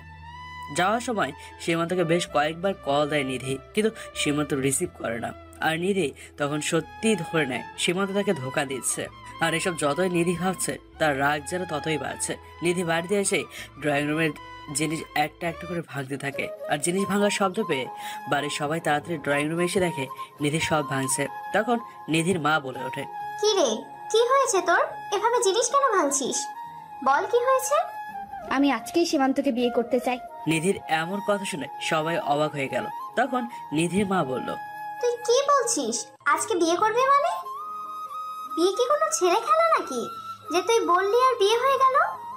আমি যখন বলেছি আজকে বিয়ে করব, তার মানে আজকেই করব। তোমরা কিভাবে ব্যবস্থা করবে তা তোমরা জানো। আর যদি আজকে বিয়ে না হয় তাহলে আমি আত্মহত্যা করব, আর আমার মৃত্যুর জন্য তোমরা দায়ী থাকবে। নিধির এই কথা শুনে সবাই বেশ ভয় পেয়ে যায়, কারণ নিধি আর যাই বলুক কখনো মরার কথা বলে না। তখন নিধির ভাই নিশাদ বলে, নিধি বোন আমার, তোর কি হয়েছে আমাকে বল, কেন তুই এরকম করছিস? সীমান্ত কি তোকে কিছু বলছে? নিধি তার ভাইয়ের কথা শুনে কান্না করে দেয়। তখন নিধি বলে, ভাইয়া, সীমান্ত আমার সাথে চিট করছে। সীমান্ত চিট করেছে মানে? কি বলিস এসব? হ্যাঁ ভাইয়া, আমি ঠিক বলছি। সীমান্ত আমাকে ঠকিয়ে কালকে অন্য একটা মেয়েকে বিয়ে করছে কাজী অফিসে। নিধি, তোর কোথাও ভুল হচ্ছে। আমরা সীমান্তকে খুব ভালো করে চিনি, ও কখনো এমন কাজ করতেই পারে না। আমার কোথাও ভুল হচ্ছে না। যে মেয়েকে সীমান্ত বিয়ে করছে তার বান্ধবী নিজে আমাকে বলছে, আর আমি সীমান্তের ফ্রেন্ডকেও জিজ্ঞাসা করছি, সেও বলছে সীমান্ত কাজী অফিস গেছে। তার মানে আমি নিশ্চিত সীমান্ত আমাকে ছেড়ে অন্য মেয়েকে বিয়ে করছে। নিধির কথা শুনে সবাই কিছুতেই বিশ্বাস করতে পারছে না সীমান্ত এমন কাজ করবে। তাই আবার নিশাদ বলে, তারপরও আমার মনে হয় এখানে অন্য কোনো বিষয় আছে যা তুই হয়তো জানিস না। তাই তুই সীমান্তকে ভুল বুঝতেছিস। একটু সময় নে, দেখবি সব ঠিক হয়ে যাবে। আমার কোনো ভুল হচ্ছে না। আর তুমি বলছো সময় নিতে? আমি এখানে সময় নিয়ে বসে থাকি আর ওইদিকে সীমান্ত বউ নিয়ে চলে আসুক, তা তো আমি হতে দিব না। আমি আজকেই বিয়ে করব, তাতে আমার ধারণা ঠিক হোক আর ভুল হোক। আর যদি আজকে বিয়ে না হয় তাহলে আমি আজকে আত্মহত্যা করব। এখন ভেবে দেখো তোমরা কি করবা, আমার বিয়ে দেখবা নাকি আমার মরা মুখ দেখবা? এই কথা বলেই নিধি তার রুমে চলে যায়। সে রুমে গিয়ে সীমান্তকে কল দিতে থাকে, কিন্তু সীমান্ত কল এখনো রিসিভ করছে না, কারণ সীমান্তের ফোন পকেটে চাপ লেগে সাইলেন্ট হয়ে যায়। ফলে সীমান্ত বুঝতে পারছে না যে কেউ তাকে কল দিচ্ছে। এদিকে নিধির এরকম কথা শুনে সবাই মিলে আলোচনা করে সিদ্ধান্ত নেয় যে আজকে রাতে পারিবারিকভাবে নিধি আর সীমান্তের বিয়ে হবে। পরে একসময় বড় অনুষ্ঠান করা হবে। নিধিকে বিয়ের কথা বলতেই নিধি অনেক খুশি হয়ে যায় আর মনে মনে রাখতে থাকে সীমান্তের ওপর। নিধি ভাবছে একবার বিয়েটা হয়ে যাক, পরে সীমান্তকে দেখে নেবে। তারপর নিধির পরিবারের সবাই মিলে সীমান্তের বাসায় চলে যায়, কারণ বিয়েটা সীমান্তের বাসায়ই হবে। অন্যদিকে আমি কলেজ থেকে বের হয়ে আর বাসায় যাইনি। সারাদিন অনেক জায়গায় ঘুরে আতিক আর মায়ার বিয়ের সব ব্যবস্থা করে ফেলছি, যাতে কালকে তাদের বিয়ে দিতে কোনো সমস্যার মুখোমুখি হতে না হয়। আর এসব করতে করতে প্রায় সন্ধ্যা হয়ে আসছে। সারাদিন মোবাইলটাও হাতে নেই, তাই পকেট থেকে ফোনটা না হাতে নিতেই চোখ আমার কপালে উঠেছে, কারণ মোবাইলে চেয়ে দেখি নিধি কল দিছে 100 বার, আম্মু কল দিছে 40 বার। আব্বু কতবার দিছে তা না হয় নাই বললাম, আমার ফোন যে সাইলেন্ট হয়েছিল আমি বুঝতেই পারি নাই। তখন আমি আম্মুকে কল দিলাম, আর আম্মু, ওই হারামজাদা তুই কোথায় আছিস? আম্মু আমি একটা কাজে আসছিলাম, তার জন্য বাড়িতে আসতে পারি নাই, আর আমার ফোনটা সাইলেন্ট ছিল, তাই তোমাদেরকে কল ধরতে পারি নাই। আরে রাখ তোর কাজ, তুই যেখানেই আছিস 30 মিনিটের মধ্যে বাসায় আসবি। আচ্ছা আমি আসতেছি, কিন্তু বাসায় কি কিছু হয়েছে নাকি? তুই তাড়াতাড়ি বাসায় আয়, তাহলে নিজেই দেখতে পারবি বাসায় কি হয়েছে। এই কথা বলেই আম্মু কলটা কেটে দিল, কিন্তু আমি কিছুই বুঝতে পারলাম না আম্মু এভাবে কেন কথা বলল। আর বাসায় অনেক চিৎকার চেঁচামেচির আওয়াজ শুনেছিলাম মোবাইলে। আবার নিধিকে কল দিলাম কয়েকবার, সেও কল ধরলো না। মনে হয় রাগ করে আছে আমার উপর, কারণ পাগড়িটাকে আজ সারাদিন কল দেই নাই। আর এসব কথা ভাবতে ভাবতেই বাসায় চলে আসি।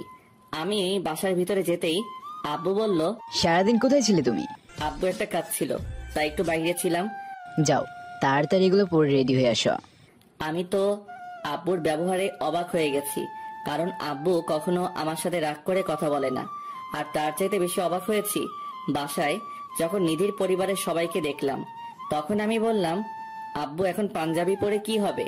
তোমার আর নিধির বিয়ে এখন, বেশি কথা না বলে তাড়াতাড়ি এগুলো পরে রেডি হয়ে আসো, কাজে এখনই চলে আসবে।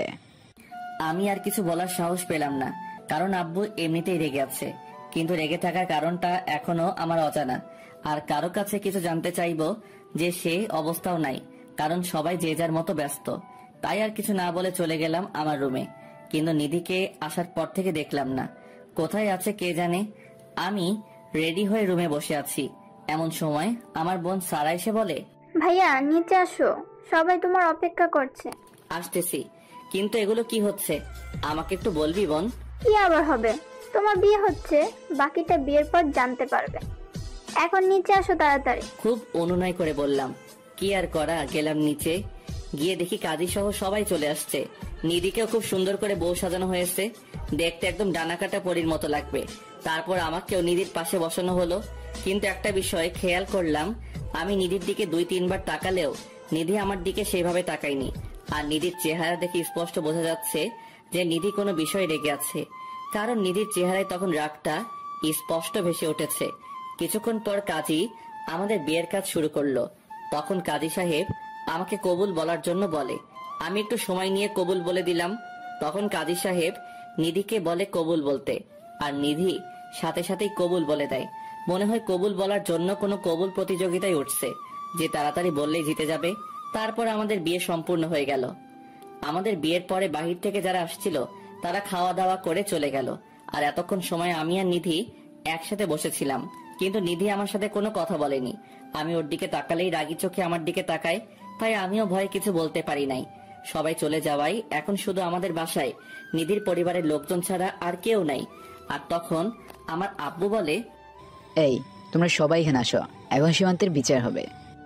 আমার বিচারের কথা শুনে সোফায় বসাছিলাম, সেখান থেকে লাফ মেরে দাঁড়িয়ে গেলাম আর বললাম, আমার বিচার মানে কি করছি আমি যে আমার বিচার করবেন? তুই মনে হয় জানিস না তুই কি করছিস। তোমরা যদি না বলো তাহলে আমি কি করে জানবো যে আমি কি করেছি? আর আমার জানা মতে এমন কিছু আমি করি নাই যার জন্য তোমরা আমার বিচার করবা। কথাটা খুব আত্মবিশ্বাসের সাথে বললাম। আমার এভাবে কথা বলা দেখে আব্বু বলল, তুমি কালকে কোনো মেয়েকে কাজে অফিসে নিয়ে বিয়ে করতে চাইছো? তোমার সাথে নিধির বিয়ে ঠিক হয়ে আছে, তারপরে তুমি কিভাবে এমনটা করতে পারলা? তুমি না নিধিকে ভালোবাসো? এসব মিথ্যা কথা। কে বলছে এসব আপনাকে?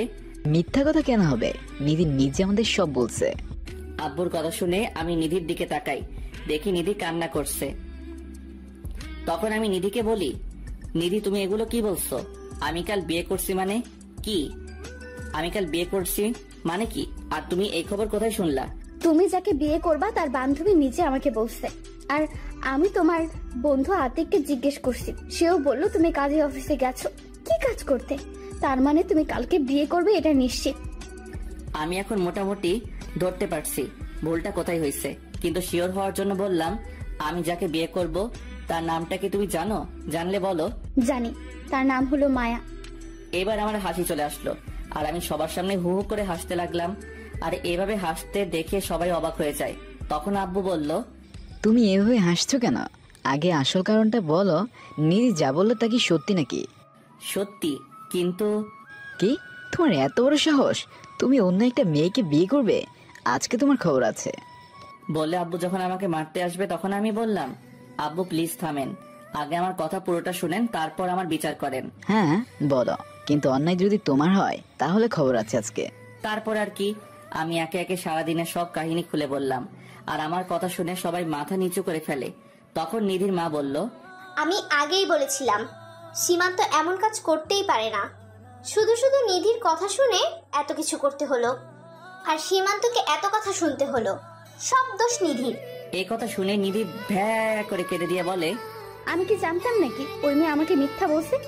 আমি জানলে কি আর এরকম করতাম নাকি? আমি সব করছি সীমান্তকে হারানোর ভয়, কারণ ও যদি কিছু করে ফেলে তাহলে আমার কি হবে? এরপর শুধু তখন আমার আম্মু নিধির মাথায় হাত বুলিয়ে বলে। আম্মুর এই কথা শুনে নিধি লজ্জায় লাল হয়ে সেখান থেকে চলে যায়। আর আমি চলে যাই ছাদে। ছাদে গিয়ে ভাবতে থাকি, কি থেকে কি হয়ে গেল। যেখানে আজ দিনের বেলাতেও কত সুন্দর সিঙ্গেল ছিলাম, আর রাত না হতেই হয়ে গেলাম ডাবল। ভাবছিলাম আরো কয়েকদিন সিঙ্গেল লাইফের মজা নিব, কিন্তু ডাইনিটা তার হতে দিল না। ছাদে একা দাঁড়িয়ে এসব ভাবছিলাম, তখন আমার বোন এসে বলে, কিরে ভাই আজ রাত কি ছাদেই পার করবা নাকি? কয়টা বাজে? সে খেল আছে? তাড়াতাড়ি রুমে যাও, ভাবি তোমার অপেক্ষা করছে। ঘড়ির দিকে তাকিয়ে দেখি 12:30 বাজে। তাই রুমের দিকে যেতে লাগলাম। আর ভাবছি নিধিকে একটু মজা দেখাবো, তাই বুকের সাহস নিয়ে ঢুকলাম রুমে ঢুকেই দেখি পুরো রুমে ফুল দিয়ে সাজানো, আর খাটের মাঝে বসে আছে নিধি। আর আমাকে দেখে নেমে এসে সালাম করলো আর বলল, অজু করে আসো, একসাথে নামাজ পড়ে নেই। তারপর আমি অজু করে এসে দুজনে একসাথে নামাজ পড়ে নিলাম। আর নামাজ পড়ে আমি খাটে বসতেই নিধি আমাকে জড়িয়ে ধরে আর বলে, প্লিজ আমাকে ক্ষমা করে দাও, আমি বুঝতে পারিনি।